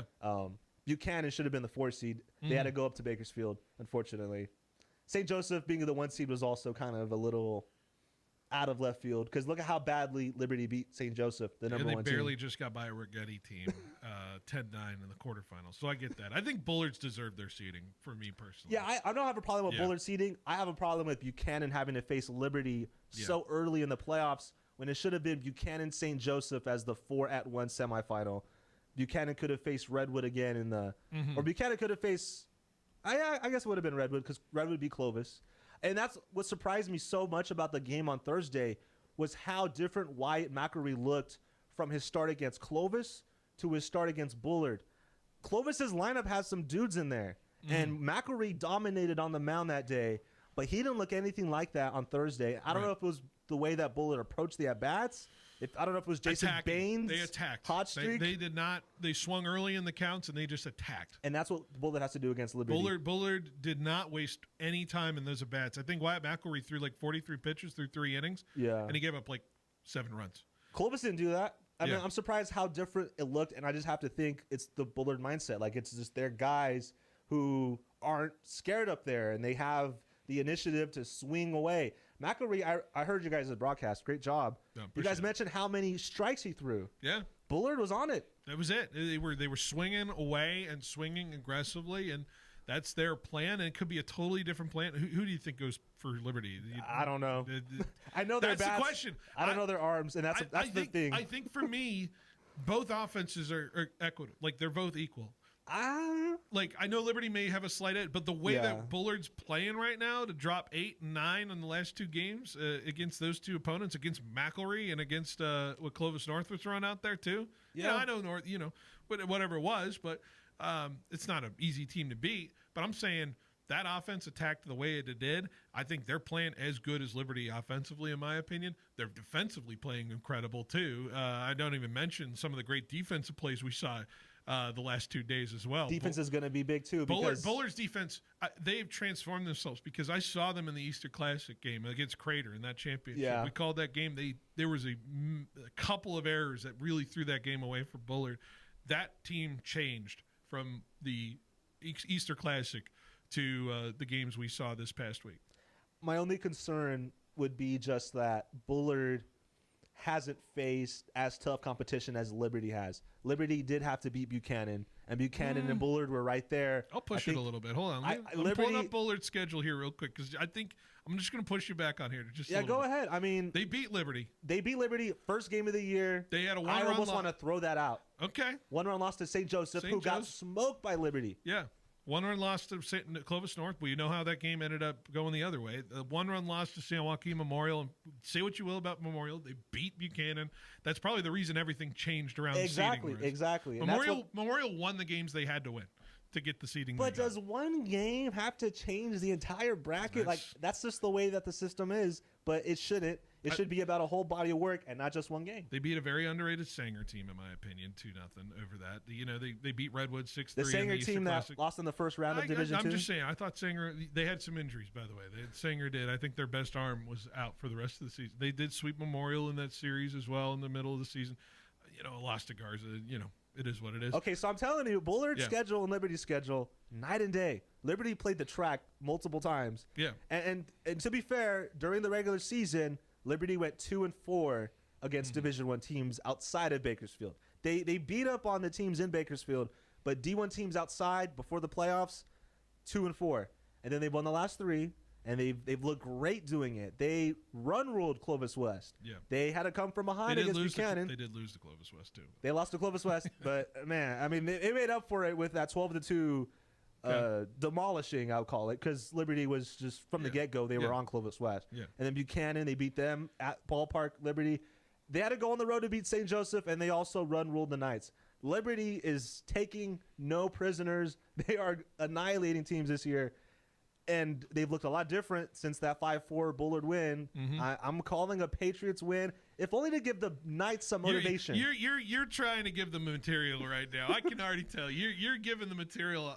I'm just so used to Bakersfield winning. You want the story on Saturday. You want the Bullard Trophy. I'll be there. I want Bullard to win. Yes, you're absolutely right. I'm going to be there, and I want Bullard to win because if they don't win, then what's the story, right? Lead your 10 o'clock program on a Saturday. And I know you're producing right now.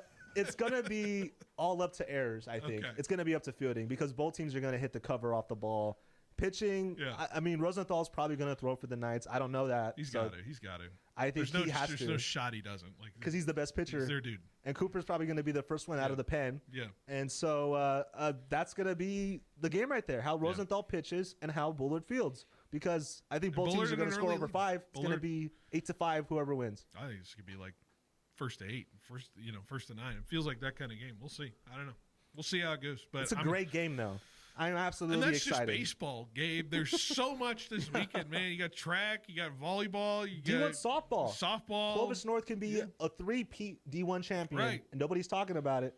Jocelyn Gonzalez, best pitcher in the Valley in softball. She's not going to Fresno State. She's going to New Mexico. I don't know how that happened. Yeah, state track and field at Bakersfield, right? You got to. Hopefully, you're going to get some time out there, right? Yeah, I'll try to. It looks like Buchanan might have the most state title contenders. They have the number 1 discus thrower in the state. Any guys pushing records? Donovan Dunmore broke a Central Section 100-meter dash record, 10.29 All right. in the 100-meter dash. Okay. That's up there with the fastest in the state and country. It's going to be nice and cool, game. It's going to be like in the 80s. Which is a welcome change from what it usually is. We could get some really good stuff there. Lastly, I know you posted something today on Twitter. Max Arston makes the roster, and you got a chance to meet up with him earlier this year, right, or last year? I met up with him at the turn of the year. It was like right around New Year's. He came to Fresno right before the MLS season started. What do you make of him making the roster there? Obviously, big news for the Fresno area. He's having the best year of his life. Just if you go back to last July, him making the Gold Cup roster, him scoring his first international goal as a game winner in, I think it was the quarterfinal against Costa Rica. And then he talked to me on Zoom about that after that happened. We had him back in studio in December, right around the time that he was starting MLS. And this has been the best MLS season of his career. 4 goals, 4 assists, and 15 matches. All the matches he started, by the way. He is playing the best soccer so far of his young life. And he's about my age, 24 years old. Crazy. So it's crazy to see how young and how impactful he's been. And it's good for the U.S. to have a defender like him because he's very aggressive. He's not afraid to attack you one-on-one. That's actually how he creates a lot of his chances for other teammates. He's a no-brainer pick. It's just a matter of it officially happening today. And 2 of the matches will be in California, so I'm sure his family will be able to watch him if he subs in. And June 15th, June 29th, the 2 times he plays in Los Angeles with USA on his chest and Fresno in his heart. That's amazing. Amazing stuff. And I'm sure you'll have some good stuff leading into it because I know the World Cup's on your channel pretty much the entire summer. So you'll have a lot of that cross-promotion there for you. So, Gabe, you're going to be busy, man. I'll see you on Saturday for the baseball championship. I know I called Liberty to win, but I want Bullard to win because I know Bullard, they carry themselves with professionalism. Right. Their coaching staff's top-notch. Tom Donald, third most wins ever in Valley history. Yeah. I'm saying I think Liberty wins because they have the slight edge with their power. They hit the ball out of the yard at a proficient rate. Bullard, they get their line drive hits. They hit balls in the gap. They score runs that way. Mm-hmm. I'm going to go with the power over the contact in this matchup, and I'm going to go with Liberty making a few less mistakes and just that strength of schedule, man. They played hard teams in the track. Bullard didn't schedule as tough this year, and they beat Liberty head-to-head, but that was 4 months ago. So, all right. All the bulletin board material for Bullard, right? There it is. He's getting them geared up. All right, Gabe. People can find you on Twitter, right? KMPH, all that stuff. Appreciate you coming on. All right, thank you. All right, we'll take a break. We'll be right back with more Behind the Bench right after this on 1430 ESPN. Well, it's finally golf season, and it's probably time to upgrade your golf bag. If you look good, you play good. At Roger Dunn, trade in your old clubs and get 50% more towards your new ones. Your club's value plus an extra 50% means you upgrade for less. Trade in the old and get the new. It's time to hit the links with a new set of golf clubs. Plus, Roger Dunn carries all the accessories you need. Gloves, shoes, grips, balls, and tees. Because remember, you're always number one at Roger Dunn. Get stylish, durable flooring for your home that will last a lifetime. And get it installed with help from Lowe's. Get Stainmaster Pet Protect carpet starting at just $199 per square foot. And Pergo Wet Protect laminate starting at $249 per square foot. Both with limited lifetime warranties. Order now, only at Lowe's. Home to any budget, home to any possibility. Install available in-store only and through independent contractors. See Lowe's.com for details and licensing. U.S. only. See Lowe's.com product detail page for more warranty information. Citizens Business Bank is a proud sponsor of the Fresno State Bulldogs. Hi, I'm Susan Woosner, Senior Vice President and Manager of Citizens Business Bank in Fresno. We proudly support California's thriving small to medium-sized businesses. Our relationship-based approach and straightforward business model set us apart in the financial services industry. We are a banking partner that understands your industry and your company. Whether you're expanding operations or planning for the future, Citizens Business Bank is here to help ensure your banking experience is smooth, convenient, and aligned with your success. My team strives to build long-term banking relationships by getting to personally know you and your business, and then providing you with a wide array of powerful solutions customized to your unique financial needs. Visit cbbank.com to learn how Citizens Business Bank can help contribute to your success. That's cbbank.com. Citizens Business Bank, N.A., Equal Housing Lender, member FDIC. At Helena Agri Enterprises, we're committed to helping you make the best agronomic decisions for your farm. That's why we combine cutting-edge technology with superior products. Helena's Agri-Intelligence program uses in-depth analysis to identify potential problems in the field before they take root. Combined with a complete line of high-quality crop production and crop protection inputs, Helena has the tools to help you increase productivity, enhance performance, and maximize your return on investment. Contact your local Helena representative or authorized dealer to create the right plan for your farm with Helena products and Agri-Intelligence. Hey guys, Phil Bonatti from Behind the Bench. Spring is here, and that means more fans on the move, more cars on the road, and unfortunately, more accidents. When the temperatures rise, so do tempers. The roads get busier and the drivers get more aggressive. So whether you're heading to the game or just getting across town, know that if the unexpected happens, you're not alone. The team at Davis and Van Wagenen has your back. They know the road, they know the law, and they fight to get what you deserve. Stay safe this spring. Call the name Fresno trusts. Davis and Van Wagenen. Introducing The Sidebar, a brand new open-air beer garden at Me and Ed's Coney Island Grill in River Park. Experience a new way to catch a game, hang with friends, and enjoy new appetizers, char-grilled burgers, salads, wings with over 10 house-made sauces, and of course, world-famous Me and Ed's pizza. Thirsty? Try our self-poured taps with over a dozen craft beers, wines, ciders, and craft seltzers. Plus a full bar with an impressive selection of tequilas, whiskeys, and craft cocktails. The Sidebar at Me and Ed's Coney Island Grill, now open in River Park. Spring and summer weddings, prom, graduation. Patrick James is your premier destination. Elegant tuxedos and suits for purchase or rental. We offer full-service tailoring on site, custom clothing offerings, and the West Coast's first Martin Dingman Lodge and Johnny O Shop and Shop. Please come in and experience the exemplary customer service and quality apparel carefully selected for you from all your favorite brands. Patrick James in Fig Garden Village or patrickjames.com. Started in Fresno and serving the Valley since 1962.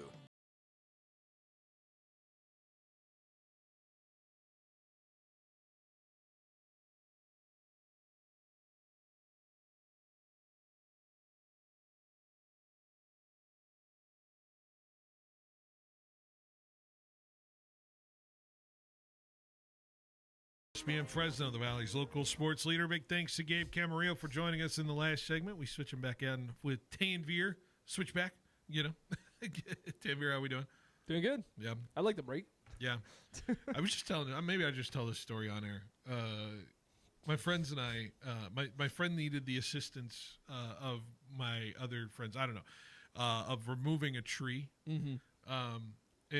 And Jorge, you can participate in this story as well if you want to participate in this story. But tree removal, of course, is a hot topic with this friend because, of course, this guy, he owns a house out on the east side of Fresno, and there's all kinds of transplant sort of, growth out there with the trees out there. And one of those, he mentioned to me, he's like, he saw this little stub of like a palm frond thing sticking out 3 years ago by his mailbox. He said, that might be a problem later. I didn't think about it until about now when this palm tree started growing right in front of the community mailbox. Because some of those residents over there, those houses have like a community mailbox. Yeah. Like you have to everyone goes to the same mailbox. Yeah. It's not like one in front of the house. Yeah, we have one too. Yeah. And so we got to hacking away at the tree. Although I'll tell you what, I was more like a liability supervisor the way I was working because I did not really lift anything to do anything of a part of this tree removal other than supervising at the moment to make sure nobody was losing limb.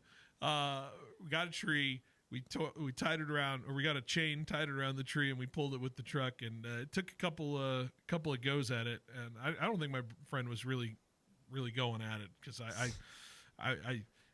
judging by the video. But then again, he owns a Lightning, a Ford Lightning, so that thing doesn't sound like it goes. Well, at least the trunk didn't fly off. No, thankfully it did. Like it was Thor's hammer or something. But once we finally got it collapsed and we started getting a chainsaw to cut it up, and I thought someone in the group knew how to work the chainsaw. And be honest, like trust me, I've worked I'm a radio guy. I'm Whose in the media. chainsaw was it? I don't know. I still don't know whose chainsaw was it. Mystery chainsaw. I think But who had who came up with the guy chainsaw? the guy who wanted to take down the tree, like my buddy who's doing it for the neighbors. He didn't know how to use it. I think he wanted to pretend he knew how to use it.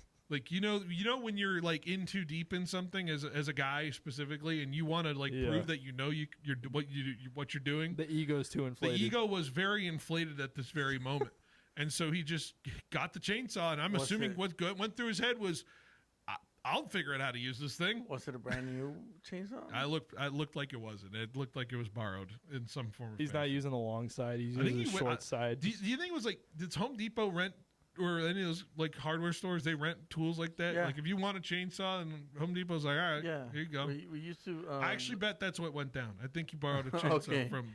Yeah, Lowe's used to. Well, when I worked at Lowe's, we used to do that. So yeah. So I think he borrowed it because it was orange, and that's my only assumption was Home Depot because it was an orange chainsaw, and he proceeded to start trying to get into it, but then he didn't realize that he was just holding the thing that you hold to keep it going, but there's a trigger that strengthens it, and he was not holding the trigger. He was just kind of going, and it's just moving the belt. Automatically kept stopping the belt. Yeah, because it wasn't doing anything. Yeah, and so my other buddy steps in, who I thought knew how to work a chainsaw, steps in, he grabs it, he starts going at him. We're like, all right, cool. He knows what he's doing, and so he becomes the designated chainsaw guy. All right, so we're moving on. We're chopping up pieces. We're putting it in the green bin, right? And then it got to a point where the tree part of the trunk was so close to the concrete, I was like, I don't want the chainsaw to start getting near the concrete of the sidewalk. And so we told him, hey, like, settle down. We can split this part with our hands. And he had no idea how to turn off the chainsaw. And then you proceeded to have 4 people staring at each other like, how do we turn this thing off? Oh, my goodness. It took us 2 minutes to figure out how to turn off the chainsaw, which at that moment I was very terrified. One of my friends was losing a finger at one point because the thing started smoking. I mean, like, it was smoking. Like, he was slamming it into the I ground. feel like it has like a choke where you just choke it and then it dies, right? I think there was a button on the side. We just didn't locate in time. But I was like moments away from Googling how to turn off chainsaw in my Google feed. Like, we were getting that close to that moment. Let it be known, though, that stump felt like putting a dead body into a garbage can. So if you want to know what that felt like. Was any of your friends Mexicans? No. See, there you go. You were missing. Well, no, there's one. There was a Moreno in there. So yeah, last name Moreno. Or he's like shame. He's the honorary. Anyways, but we got it done, and we hauled it away, and now I know what it feels like when you have a dead body in a garbage can, because that's what that stump felt like with the size. So, anyways, that's all I got. That's my tree story. I know we got to hit the hour break. Anyways, we got World Cup talk coming up. I'm very excited about this next hour. I know Tanvir is very excited. I know everyone's very excited about this next hour. So let's take a break and talk about that next on 1430 ESPN. The Donald P. Dick Super Saver Program is a preventive maintenance plan designed to keep your HVAC system running at maximum efficiency, significantly lowering energy bills. Membership includes 2 scheduled inspections per year, once in the fall for your heating system and once in the spring for your cooling system. Prevent costly repairs and lower your PG&E cost and get priority service, plus a 15% discount on any repairs and an extended 60-day callback period with diagnostic fee waived. By inspecting, cleaning, and calibrating your HVAC system, it will help you avoid costly repairs and extend the life of your air conditioning and heating equipment, ensuring year-round comfort with dependable, top-priority service from Donald P. Dick. Take advantage of 3 generations of experience. Call Mr. Cool at 559-294-2100 and ask about our Super Saver program. 294-2100. Hey, I found out where the humans are going. Is it the vet? Oh no, it's Wags and Wagers Casino Night. Oh, thank goodness. I already faked a limp this week. It's Saturday, June 6th from 6 to 11 p.m. at Uptown Bar and Grill in Fresno. Wait, how much is this fancy night? Just $65, and that includes a dinner, full-service bar, dessert bar, and $150 in casino cash. Yeah, and they call us the animals. Tickets are on sale now. Go to PawSquad559.com. And it helps save dogs like us. The Donald P. Dick Super Saver Program is a preventive maintenance plan designed to keep your HVAC system running at maximum efficiency, significantly lowering energy bills. Membership includes 2 scheduled inspections per year. Prevent costly repairs and lower your PG&E cost and get priority service. Take advantage of 3 generations of experience. Call Mr. Cool at 559-294-2100 and ask about our Super Saver program. 294-2100. Stepping up to the plate, it's Richard's Prime Ribbon Seafood, the original, a true family-run restaurant, serving slow-roasted certified Angus prime rib, hand-cut steaks, and the freshest seafood since '69, a winning tradition. Richard's Prime Ribbon Seafood is now open for lunch Wednesday through Friday and dinner Wednesday through Saturday, so you'll never strike out on a great meal. Richard's Prime Ribbon Seafood, a Valley dining tradition, because when it comes to great food and family, they always hit it out of the park. Fresno, you already know how we roll in the mornings. From 9 to noon, Monday through Friday, it's Rich Eisen holding it down on ESPN Fresno. NFL headlines covered. NBA buzz locked in. Viral moments and hot takes always in play. Rich brings the insight, the humor, and those can't-miss interviews that keep you plugged into everything happening in the sports world. So whether you're on the road, at work, or sneaking in that early coffee break, keep it right here. Rich Eisen, 9 to noon, weekdays on ESPN Fresno. It couldn't be more clear that America is headed in the wrong direction. And what has our Congressman Mike Thompson done about it? He hasn't stood up to Trump. He hasn't fought against corruption or for an affordable California. He hasn't held PG&E responsible for wildfires. But he accepted millions from PG&E and other special interests. He even moved his primary residence to the East Coast. Mike Thompson has been getting reelected for decades with no results, no accountability. We need a new direction. If you're ready for a change, get ready for Eric Jones. Eric grew up in a working family, put himself through school, and Eric built a business that expanded access to women's health care. Eric Jones will fight political corruption, government abuse, and corporate polluters. Eric Jones will fight for you. Ready for change? You're ready for Eric Jones for Congress. Join the movement. Paid for by New Leadership Now. TheTruthAboutThompson.com. Not authorized by any candidate or candidates committee. New Leadership Now is responsible for the content of this advertising. Your home of the San Francisco 49ers. 1430 ESPN. The Valley's local sports leader. KFIG Fresno. I'm Ed Benkin. There is news for the NFL. Packers running back Josh Jacobs was arrested this morning and booked on 5 charges, among them battery, domestic abuse, and criminal damage to property. Jacobs, through his attorneys, denied the allegations. In other NFL news, the Chargers' Derwin James has agreed to a 3-year, $25.2 million extension. Agents have told ESPN's Adam Schefter Pro Bowl receiver Nico Collins and the Texans have agreed to an adjusted contract that guarantees his salary and gives him an increase over the next 2 seasons. Patrick Mahomes took the field with his Kansas City teammates today at the team's OTA. The session was closed to the media, so the extent of Mahomes' workload is not known. According to ESPN's Shams Charania, Kenny Atkinson will return as Cleveland's head coach, despite the sweep in the conference finals at the hands of the Knicks. Boston's Joe Mazzulla has been named the NBA's Coach of the Year. Meanwhile, the NBA's Western Conference Finals continue tonight with the Thunder hosting the Spurs in Game 5. The series is tied at 2 apiece. Devin Vassell says the Spurs have already picked up their share of playoff experience this season. That experience does not matter. Experience does not matter. We're here. We've had all the experience we've needed this regular season, and we're going to keep proving everybody wrong. Whatever they got to say, it really don't matter. We're here now, and we'll see OKC. You can hear tonight's game on ESPN Radio with coverage getting underway in just a few moments. Stanley Cup playoffs tonight. Game 4 of the Western Conference Finals between the Golden Knights and the Avalanche in Vegas. Vegas up 3-0. Nathan MacKinnon is going to play for the Avs despite being injured in the game on Saturday. Meanwhile, in baseball, the Cubs have lost 9 in a row. They trail the Pirates 7-1. Hey, it's Michelle Smallman, and coming up Wednesday with the World Cup less than 3 weeks away, we'll react to the official U.S. men's national team roster and decide what fair expectations are for them. It's Unsportsmanlike, 6 a.m. Eastern, right here on ESPN Radio, ESPN2, and ESPNU.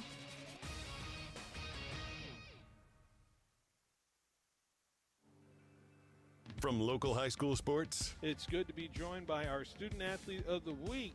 Anthony, how's it feel to be a Student Athlete of the Week?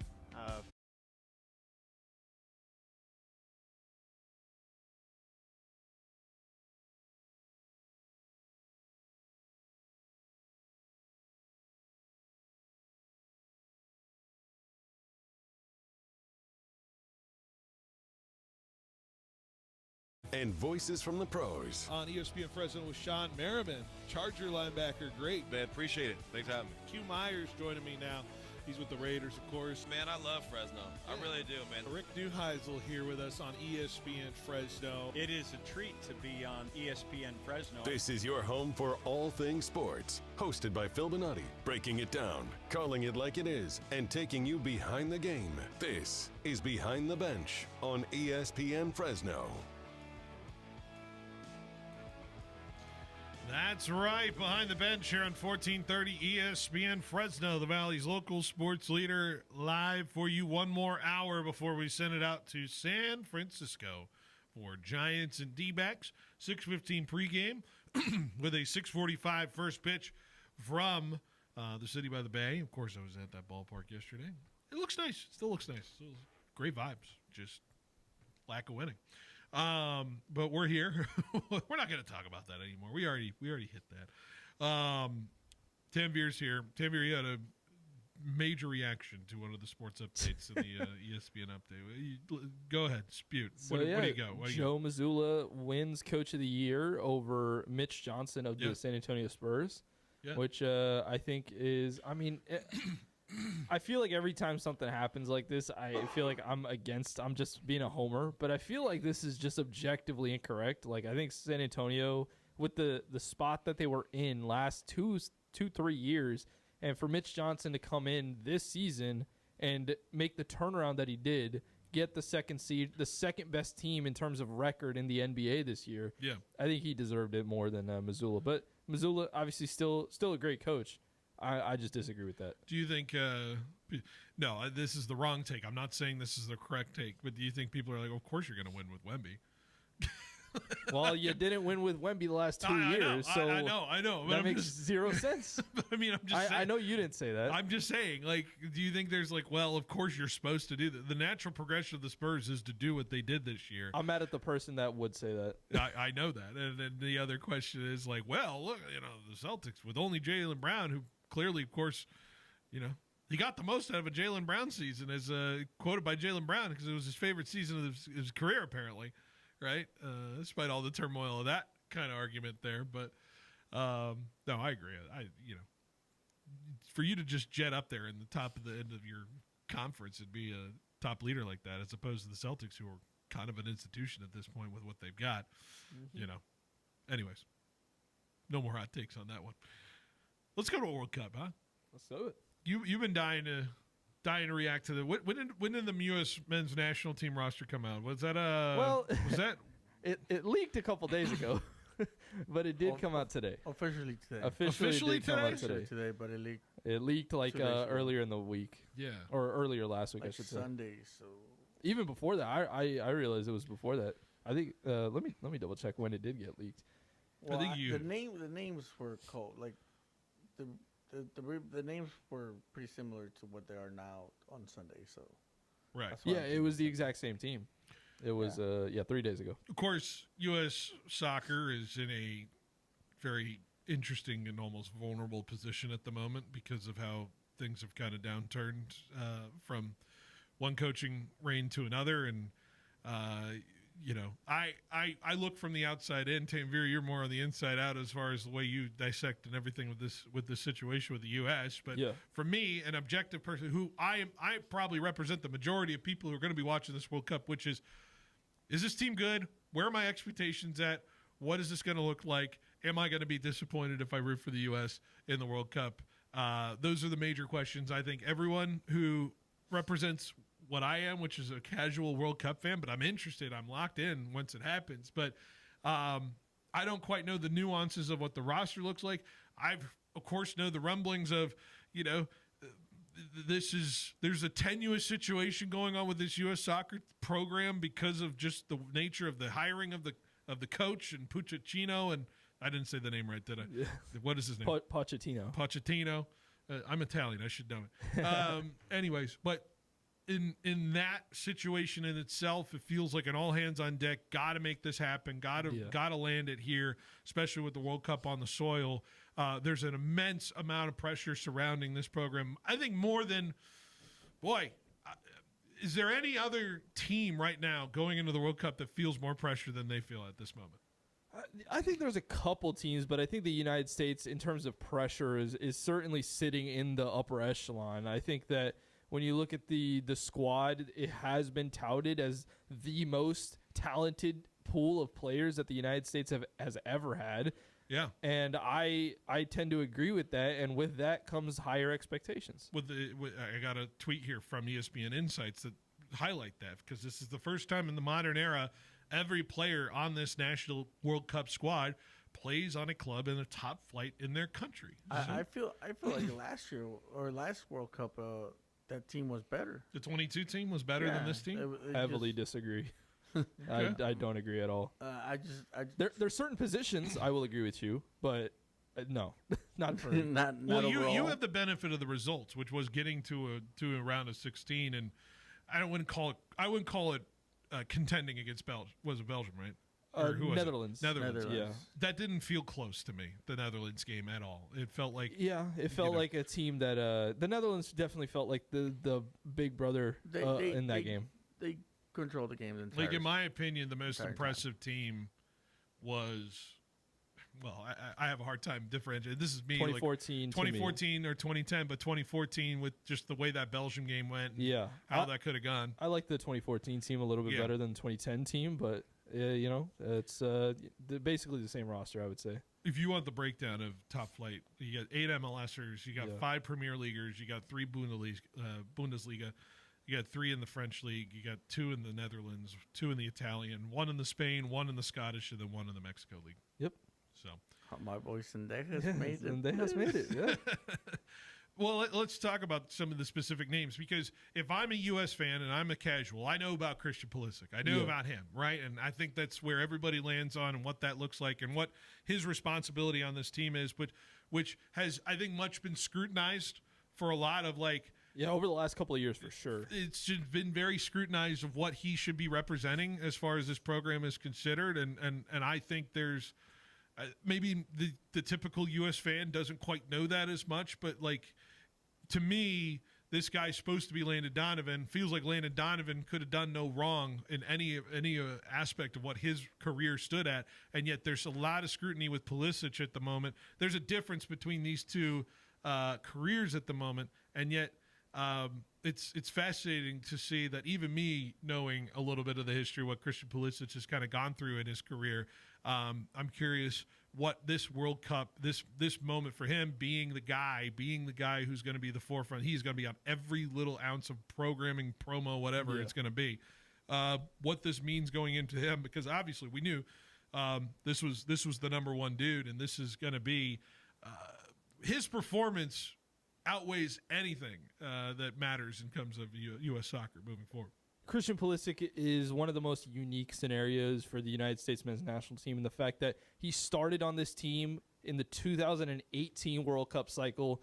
This team didn't make the World Cup that year, but you could argue that Christian was probably the best player on that team in that 2018 World Cup qualification cycle, and they still weren't able to make it. But now he's grown into this player that, as you said, is on the marquees. He's on every advertisement, and it's for good reason, because for me personally, I think he is the most talented player that this team has had, certainly in many years, but you can argue all time. The goal scoring and the assist records in terms of him in the place that he is in his career right now just is blowing a lot of the veterans out of the water. And I think this is a guy, obviously, in terms of the European system, in terms of the club spot, he hasn't really played that well for AC Milan over this last half year. But I would say the 3.5 years before that, he was playing at his best level ever for AC Milan. It's just going to be, can he translate that to the national team? Jorge, thoughts on Pulisic coming into this World Cup and what he's been under? Is it under delivering? Is he specifically under delivering on what he has been given the duty to do for this Team USA, or what have you kind of seen from? No, I wouldn't say he's under delivering. He's definitely found himself with teams that are missing a piece or two. Right. Yeah. But the reality of it is that this is his prime. This is when he's at his best, and before he, last World Cup was his first World Cup. Yeah. Yeah. Now he knows what a World Cup event is and how to play it. And this time, he's going to be at home. Yeah. So there's pressure there, but also there's a sense of comfort. There should be comfort there too. Yeah. Right? Well, here's the other aspect of it. Pulisic has not scored for the United States in a couple of years now, and for a player that has been touted as the best player in U.S. soccer history in terms of talent, you kind of have to, perform at the highest of your ability. Now, I think Pulisic in 2022 was one of the 2 best players for this team, scored the game-winning goal against Iran in the group stage to advance to the knockout stage. Mm-hmm. And he has had moments for this team on multiple occasions. But it's time now for this team that has not just him, but this entire team that has been touted as good as has been touted as highly as they have been, to make a generation-changing performance. Like, this is what people are expecting. I think all the stars have kind of aligned at this point for this team to make a deeper run in this World Cup. but will they be able to perform to those expectations? We'll wait and see. That's the confounding. That's, and I'm not trying to downgrade what you said there. I'm just saying, feels like the stars align is one thing. Yeah. But to me, it's like, are we doing this feeling because it has to happen, or are we doing this? Are we convinced? Like, I'm just pushing on the idea of that because the players are going to feel that too. Yeah. And when you feel like you have to make something, like there's numerous teams that should do what they should do compared to what actually happens. And so often in sports, it's not the case. You get the wrong teams winning certain aspects of it, or they're just not formulated the right way. And of course, we're talking about a roster. We haven't even talked about some of the players that made it. Is this roster ready to? Does it need to accept the idea that the stars are supposed to align for them, or is this a team that has to just say, guys, we're moving into this World Cup and we play the games in front of us and we train and we do the things we need to do to go beat whoever we're playing first. I can't remember. Paraguay first, right? And just lock in game by game and just see how far this thing rides, in that mindset. I could give that to them in the past couple of years, but I feel like this team now, with how coddled they have been in all reality, they have to perform. This is a team that I think that is probably the best team in terms of ranking for their group. I think it's a little bit of a tougher group in terms of balance because I think Australia and Paraguay present a little bit of a challenge in terms of unlocking that defense. And sure, I think that those teams can beat them. I think it's also all in perspective. Mm-hmm. I think in perspective, this team should advance out of this group. It's an easier chance to advance out of the group because finally we have third place teams that can go to the knockout stage. Yeah. So anything beyond that would be an utter disappointment. And I don't think with the level that these players are at this point, we should be signaling that, oh, it's okay to, not make the knockout stage or just make the round of 32. Regardless of results, this is kind of what you built this team for. This is the ultimate end goal that you had in mind when you added these players to the roster after the terrible World Cup qualification cycle that was 2018. You put Weston McKennie and Tyler Adams and all of these guys in for this reason. So in 2026, they can have a quarterfinal or even greater than that run. Now, will it happen? I find it very difficult for this team to do that, but I still believe that they can because of the individual players and the individual talent that they have. Any surprises to the roster? I know some names. Like, I know Weston McKennie. I know Tim Weah. I know Ricardo Pepi. And I'm saying I'm a casual fan. And I know Matt Turner is the goalkeeper. And so to me, like, those are the names for me. And even though I'm like a casual plus when it comes to comes to the U.S. men's national team. Like, are you Tim Ream's another name I remember too. Yeah, that guy's started the last World Cup. Yeah, he's been around too. So, are there surprises to this roster in your mind that didn't make it? I think there's one notable name that I know, and Jorge, I'm sure you're surprised he didn't make it. Yeah, Diego Luna was probably the biggest surprise just because of what he did last summer. He was very He was very much on the forefront of what USA was trying to do in that Gold Cup, and very recognizable person. He's in advertisements for the World Cup, right? I feel like there was a spot for him, even if he didn't play one, because there's players that do not play at all, that have 0 minutes. They're not even in the bench. They're in the stands. Yeah, there could have been a spot for him there, but to not have him on the list is kind of like, because he gave out everything last summer for you, and to not have him there is kind of like, I don't know, it's rough. Diego Luna is probably the most notable name, but like you, it sounds like you're more making the case that you were fine with him or without him, or I think where did you stand on that? There's two sides of this. Yes, I think in terms of the presentation side of things, he was all over the jersey reveal, mind you, for this. He was the first person to release the jersey for the World Cup. He was all over the marketing. And also, he played in 17 of 18 games last year, for the U.S. men's national team. So in terms of that aspect, I think it is very difficult to believe that he would be left off this roster. But for me personally, I think there's a little bit of a skewed look at this. I think a lot of people are looking at Alex Zendejas or Alejandro Zendejas and saying that Diego Luna should have made it ahead of him. And I disagree with that. I think Zendejas has had a phenomenal season for Club America. And the person that I would have personally put him ahead of is a Miles Robinson.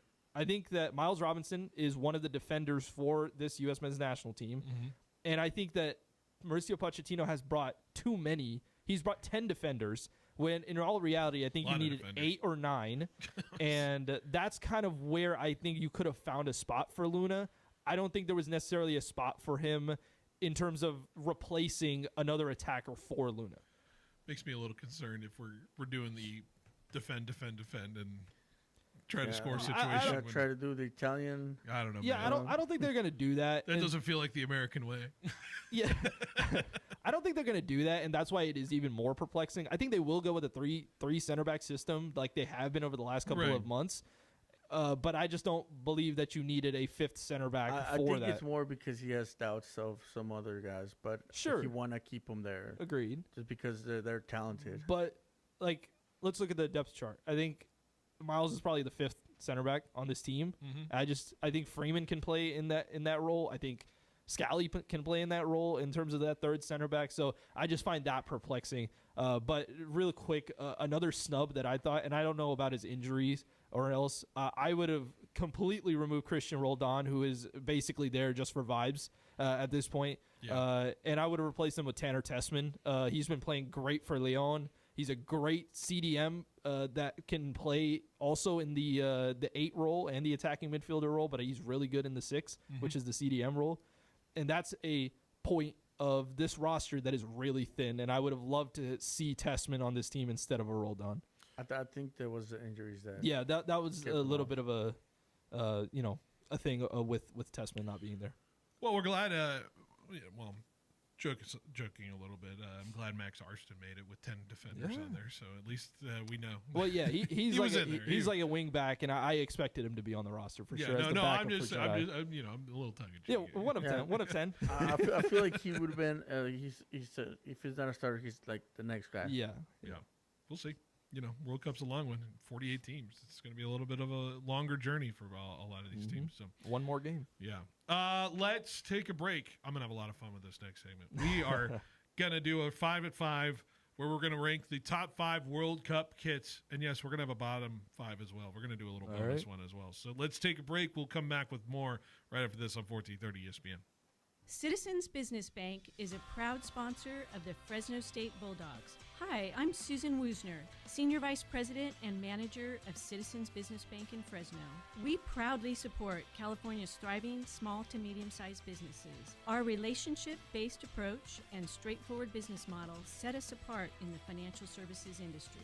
We are a banking partner that understands your industry and your company. Whether you're expanding operations or planning for the future, Citizens Business Bank is here to help ensure your banking experience is smooth, convenient, and aligned with your success. My team strives to build long-term banking relationships by getting to personally know you and your business, and then providing you with a wide array of powerful solutions customized to your unique financial needs. Visit cbbank.com to learn how Citizens Business Bank can help contribute to your success. That's cbbank.com.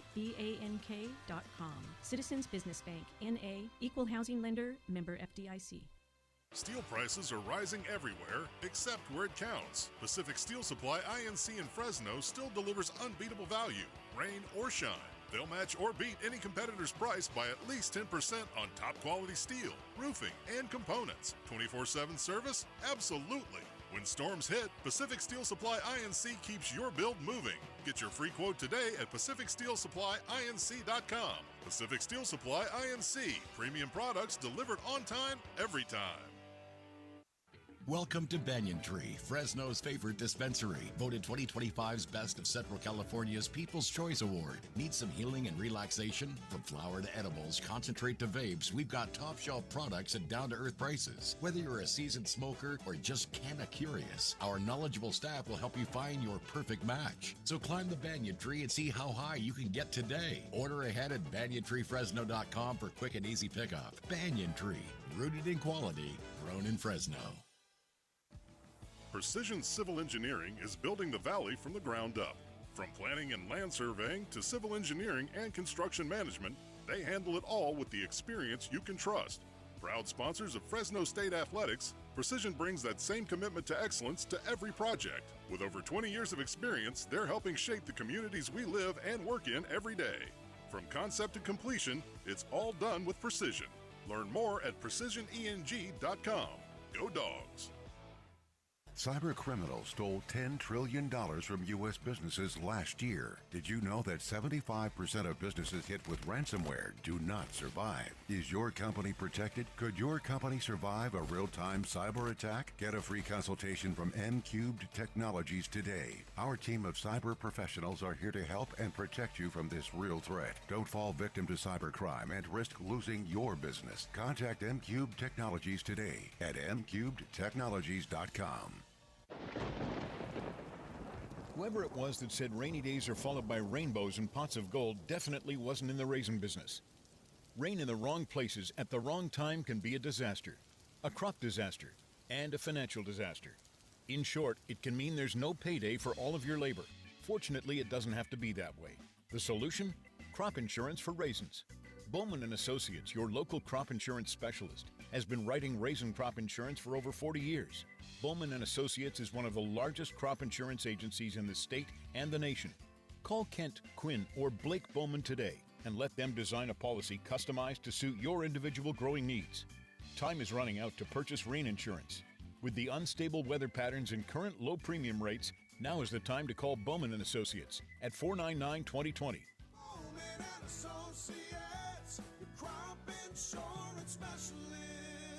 California Department of Insurance license number 0F64178.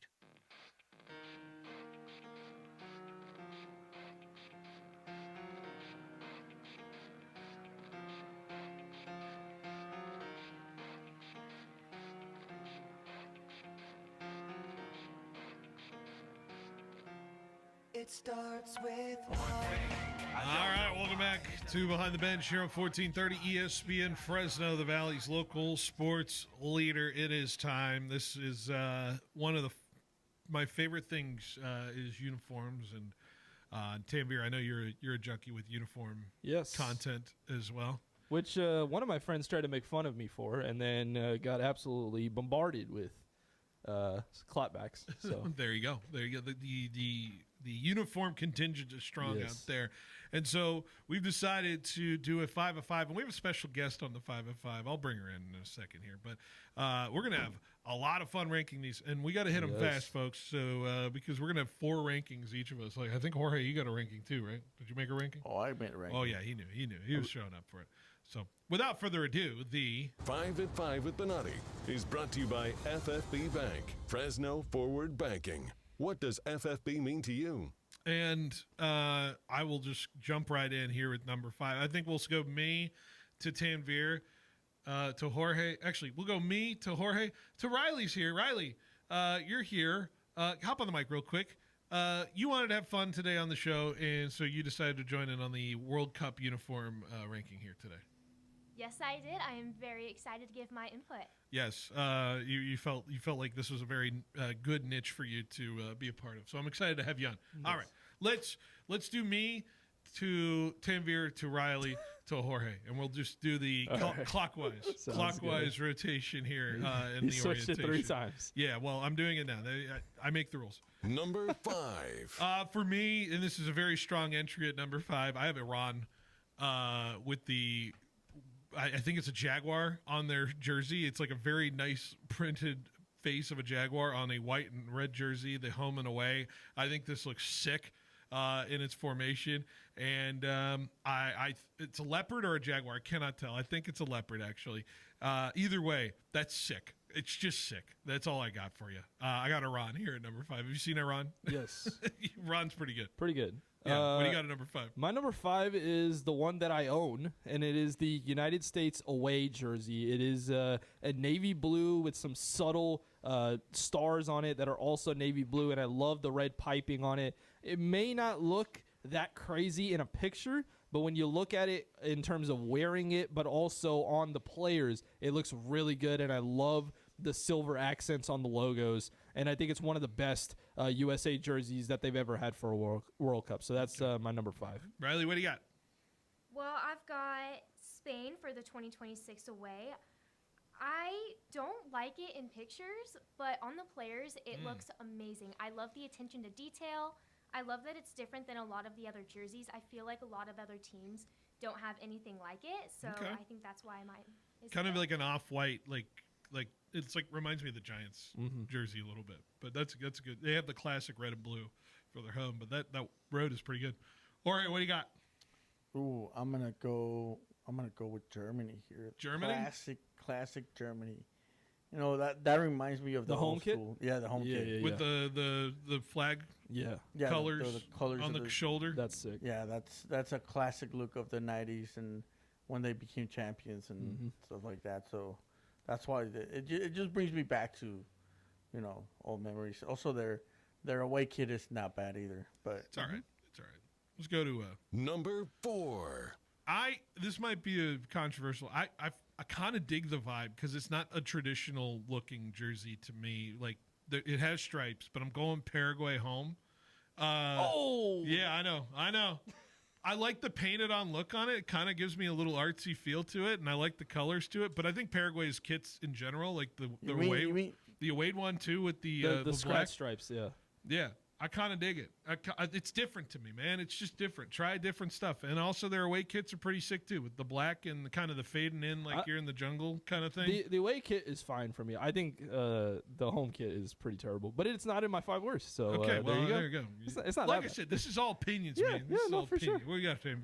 My number 4 is another World Cup host, and it's going to be Mexico's home jersey. You know, this is a throwback to, I believe it's 98, if I'm not mistaken. 98, and have the eagle logo in the middle this time around. I think it's just a perfect design for Mexico. I love the red and white trim, and the green is great on it with the Aztec look. Aztec look, is that what it is? Right? Yeah. Aztec, And so I personally love this design. So that's my number 4. Okay, Riley.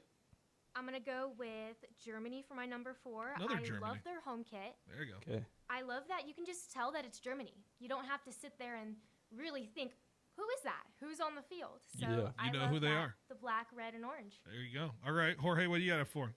I got Japan. Ooh, okay. I toiled over this away one. kit? Yeah. Or the home kit? Yeah, away kit. Yeah, away kit. Well, I like the other one, the home kit too. But the blue with the waves. Yeah, the blue with the waves is cool, but the away kit it's like just a notch above that. I like that too. Okay. So yeah, Japan. This kit was almost in my top 5, but I switched it out last second. All right, let's go to number 3. Number 3. I got New Zealand here. The black kit specifically, the New Zealand ones with the leaf structure in it, and it's really detailed. Kind of fits what the leaf is on their white or their badge. Their badge there next to the Puma side of things. I think New Zealand's got a really sharp look to them, but we know the New Zealand kind of art style usually comes up with some good stuff, and so I think New Zealand's got a strong entry in for me here. Yeah. My only gripe with that one is the pattern's not on the sleeves. I feel like if the pattern was also on the sleeves, I would have ranked it a little higher, but it's not in my top 5. That's fine. My number 3 is the Argentina away kit. They have toiled with the design a little bit sometimes with those away, but I think this is one of the best ones that they've had over the last couple of years. They got this black and like cobalt blue floral design for them, and with the black and the white accents on the collar and the sleeves. I just think it comes together real well. They got the OG Adidas logo on it too, and then those 3 stars that they added in 2022, the third one that they added in 2022. I think it looks really sick for me. So that's my number 3. Okay, Riley. Well, you stole my pick. Did I? I was going New Zealand also. Oh, there we go. Yeah? Same reasons? Pretty much. I like how classy the colors are. I like it's just black and white. It's simple. It's jungle themed. It I pops. love it. Yeah, there you go. All right, cool. Glad we're on the same wavelength. Jorge, what do you got? Jungle team. That's cool. What do you got? For me, I got Ghana here. All right. And their weird spider web. The home ones, the white with the white, yeah, the white one. Multicolored spider web.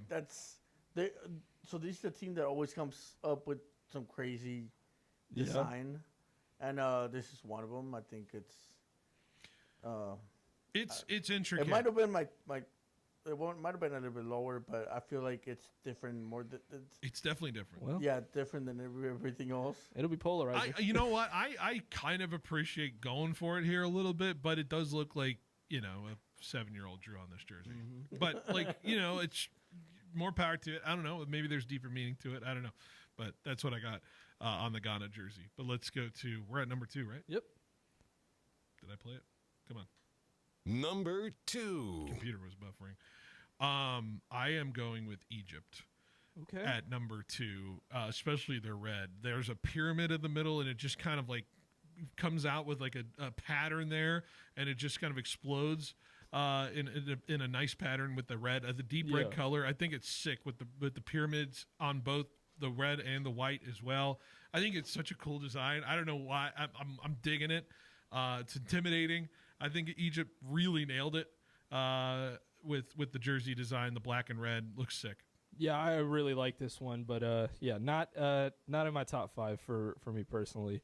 My number 2 is going to be a little bit off the wall, but I think this is one of the more popular ones that have come out in this iteration. It's the Curacao away kit, I believe it is. Yeah, the Curacao away kit. It's like a yellow, but it has these multicolored stripes on the shoulders. Really nice colors that pop for me personally, and I think this is a very unique sort of design that you don't generally see at a World Cup. I think all the colors really work together, kind of like the Spurs Fiesta colors, but it works really well on the yellow backdrop for me personally, so that's my number 2. Yeah, it's kind of a lighter, it's almost like a tan yellow. Yeah. It's not like a true yellow, but I think the blend of that with the blue looks really good. Yeah.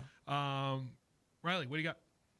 I picked Sweden's away kit. I love the colors. I love the blue with that light yellow.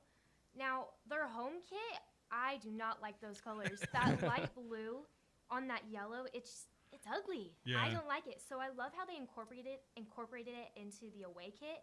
It's a lot nicer and classier looking. Old Adidas logo too. There's the flag, right? That's like yeah, the colors of the flag. They have to kind of match it in some form or fashion. But it's fine. I don't like the stripes on the sleeves of the home jerseys, but that away jersey is pretty good.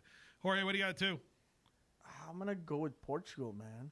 Portugal. Yeah, Portugal. I thought this was loud. Home or away? Away. Okay. The waves crashing. Because it's like the white and the waves crashing, and it's really different from everything else that I've seen. So they got a center crest with the Puma under. I don't think you usually see that. Yeah. They started implementing that in 2022, but so I've seen it a couple times, but not often. All right, I'm fascinated on our number 1s, and I get to go first. Number 1.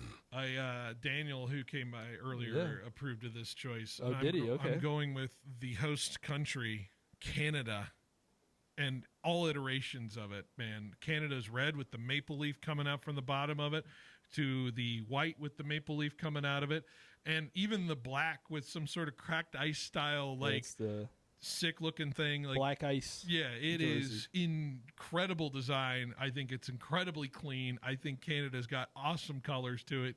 It's simple yet just stylish. I think Canada jersey design, not just here but hockey as well, man. They are figuring it out, and this kit to me is the best in the World Cup in my opinion. So Canada goes to the top for me. Yeah, I don't hate the pick. A lot of people hate the black one. And I disagree totally. I think the black jersey looks sick. Yeah. But yeah, that's just me. Not in my top 5 though. My number 1 is the one Riley put at number 5. It's the 2026 Spain away kit. Spain away. And again, it's similar to the USA away kit, where if you just look at it in an image of the shirt itself, it looks okay. But when you look at it on the players, you can see that subtle. It's like a regal design in the Yeah, uniform. I can see it. I can see it on the just Zoom in. perfectly works with that color of maroon and a little bit of a faded yellow. I think it's one of the best kits that they've ever had for a team that has a lot of long history with great World Cup kits. I really like Spain's kit this year, and that's my number one. We got Riley. I'm going USA, baby. Okay. I All right. love their home kit. You can just tell it's USA. Nice. There's no second guessing. The colors out under those lights is just gonna pop. It's amazing. I love it. I'm an all-American girl, so I had to go USA. There you go. Jorge, round us out.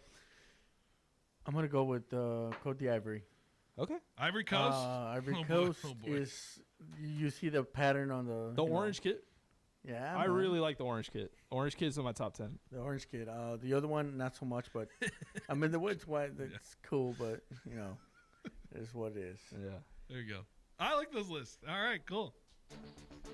That was Phil's 5 at 5. Interview Riley and Jorge. All right, we're gonna do a rapid fire. We're gonna do a rapid fire bottom 5 real quick. Okay.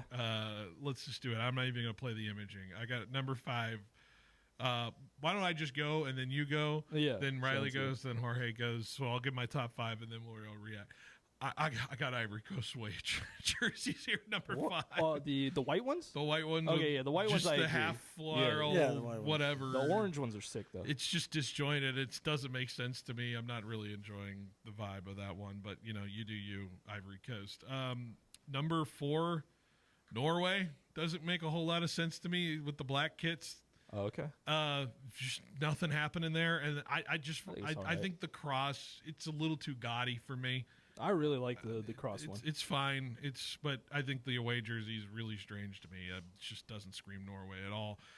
Number 3, I've got Switzerland. They look like they came from 2006 with how thick that piping is under the arm, and I just don't find their design very The red one or the flattering. green one? The red one. Okay. It just it screams 2006 World Cup to me. Anything with that Switzerland group. Number 2, Belgium's away. Just with Really? the light blue with the pink. What's happening here? I just don't get it. It's just Wow. To each their own. Did I hurt you there, Jorge, with that No, one? it's just I think it's a I think it's a nice cool kit. change of pace because of. I mean, I don't know. And by far, the number 1 worst jersey out of all of them, Croatia. Sorry, man. Lean too much into the checkerboard and the solid Okay, color. which one? The white and the red one or the blue one? The white's worse. Okay, You think Croatia's bad, but yet you pick Paraguay? That has like a little bit more of an artsy feel to it. Man. There's some design Dude, to it. that What are we Par- doing with a faded white stripe down the middle of red checkerboard all around? Like, what's happening? I really like the blue one. The white and the red one's all right to me. Yeah, but it's objectionable. blue one's It's pretty good. completely reprehensible. Yeah. What do you got, Tim? Okay, my number in terms of the worst, my number 5 is the Qatar away jersey. I tried to get a closer look to this to see if there was any pattern. It is just a plain white jersey with some maroon stripes on the shoulders. I hate this jersey. There is a pattern. Okay. I can see a pattern. It's very limited. Well, okay, I still don't care. There you go. All right. Just trying to report on that accurately. What is the pattern? It's just kind of like a snakeskin style looking thing. Okay. Well, I still don't like it. I think it's too plain. One that somebody had in their top 5, I have in my bottom 5. It is the Ghana home kit with the spider print. I think it's terrible. I think it is so tacky. I know it has cultural significance for the Ghanaians, and they're probably going to hate me for this. And yeah, I'm all for cultural significance. I love the yellow jersey that Ghana has. Yeah. That also has Yeah, cultural that was pretty significance rad. too. That's a pretty cool jersey, but I just do not like this one at all. Number 3 worst for me is the Haiti away jersey. I like they try to incorporate some history into the bottom part of their jersey, but the white with the white and gray never works for me personally. Oh, I didn't even notice that. The gray Oh. sleeves are just horrible for me. Number 2 is going to be Jordan's home jersey. I almost put this number 1, but something trumped it. Jordan's home jersey is an abomination. They have a white background, basically just a white jersey with some red dots on the shoulder print. I think it's one of the weirdest things that they've come out with. And I think that for a country that has so much history, they could have done so much better. Right. And then number one for me, the worst jersey at this World Cup, it's the Switzerland away jersey. It is a terrible shade of green. You picked the home jersey, though. I picked all of it. Oh, you picked all of it? Okay, Just fine, all, yeah. just the general, all of it. Switzerland's away jersey is one of the most diabolically bad ones that I've ever lime seen. Green. What The are we doing? lime green is, I'm fine with lime green, but the way they incorporated it, just terrible look. I think they've had some great like mountainous type of jerseys in the past, and this is just not one of them. I hate this jersey so much, and that's why it's my worst. All right, we got to go quickly. Riley, bottom five. I'm in agreement with both of you guys on most of your picks. You got any new entries? If you've overlapped, give me a couple new ones. I really don't like Belgium. You guys really said the same thing. Wow. But Paraguay, Okay. It's in contrary to what you said. I hate it. Cool. The colors. I'm just glad don't we're in match. agreement with that one. That's fine. I'll live on my island. I'll wear my Paraguay jersey proudly. Yeah. Jorge, you got any? South Bottom- Africa, just plain, just they could do so much more with it. And I like the green one, the yellow one.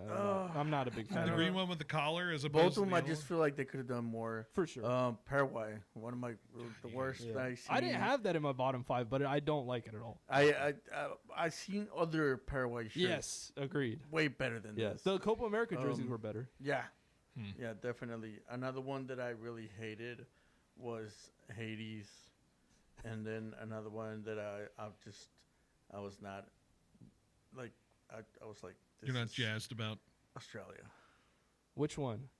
the yellow one. Okay. Are you talking I can the agree one with the yellow one? I kind of thought the away one. I was the really worst. like the away You like one. the away one? I think it's It might grow really on me. nice. It might grow on me. The away one, I like the colors. The Yes. orange but into the green, the orange Yeah. shoulders that kind of I blends to, understand like that a sunset. Australia's- It's a sunset over the Yeah. the really Yeah. bright sunsets that I have over the middle part of Australia.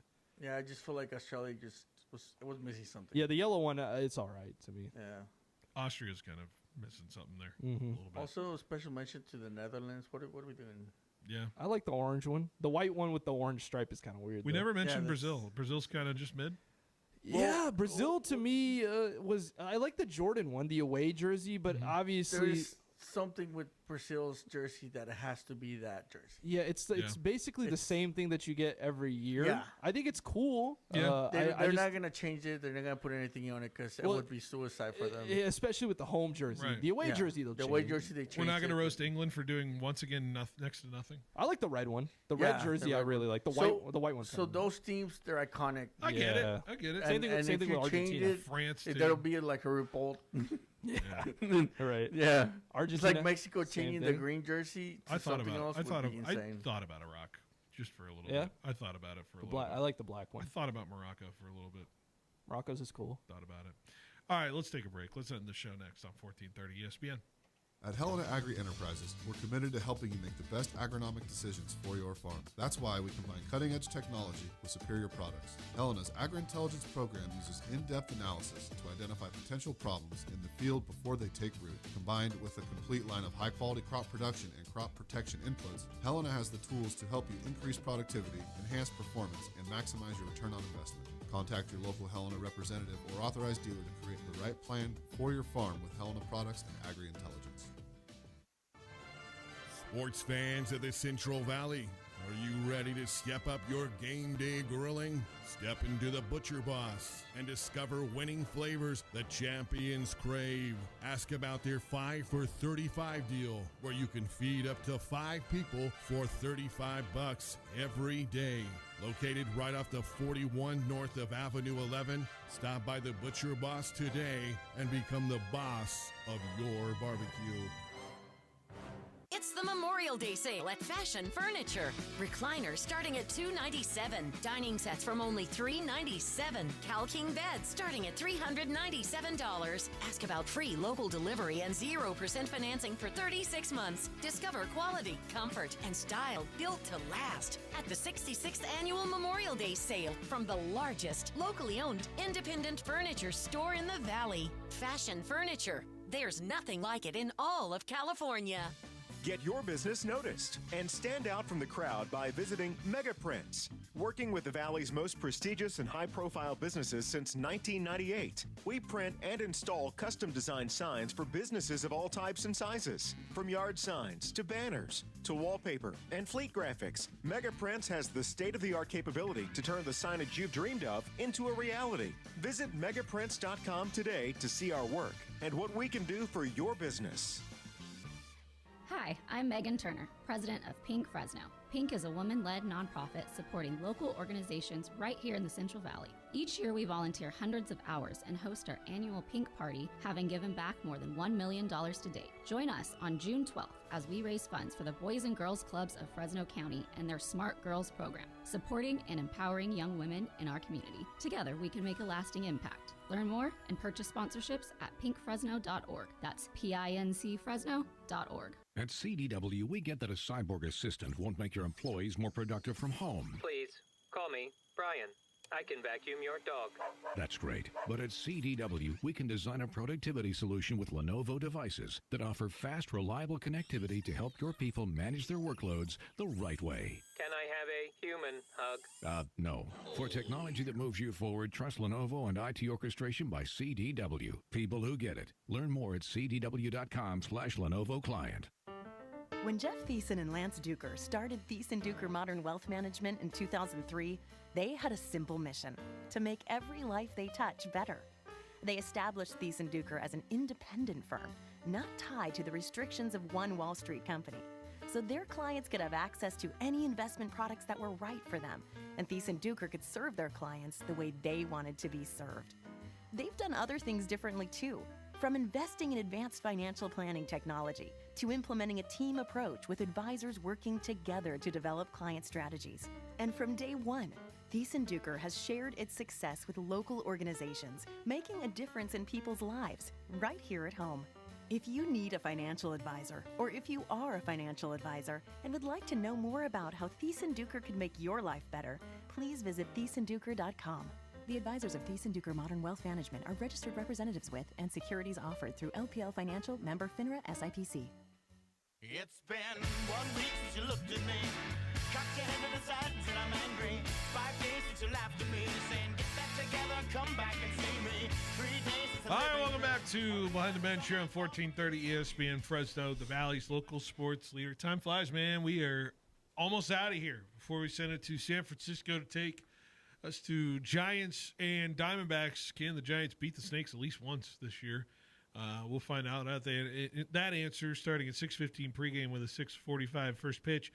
Over on 790 right now, Spurs and Thunder underway, Game 5. It's a 3-point Spurs lead, a little over halfway through the first quarter there. And Tanbury, we just flipped to it, of course. And, it's going to be one of those games, it feels like, between those two teams. Yeah, I think I said before the series started that the Spurs turnovers is going to be a big talking point.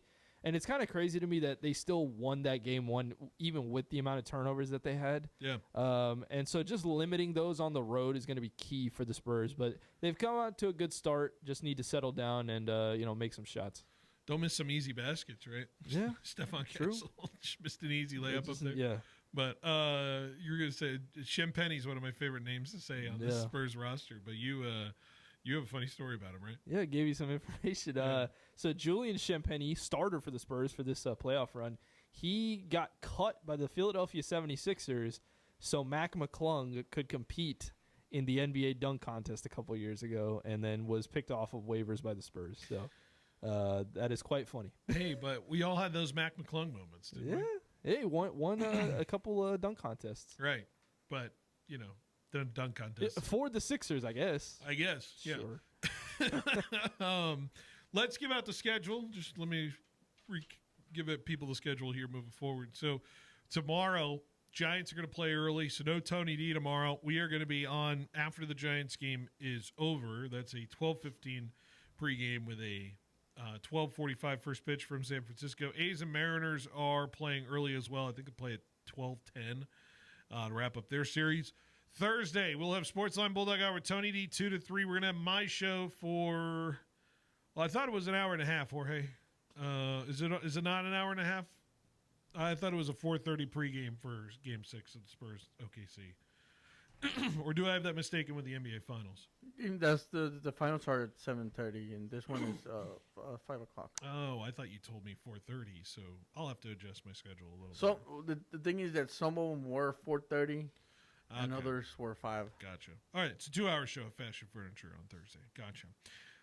Friday, we will have Sportsline Bulldog Hour with Tony D 2 to 3. We'll have my show 2 hours on Friday as we'll send it to Giants baseball in Colorado.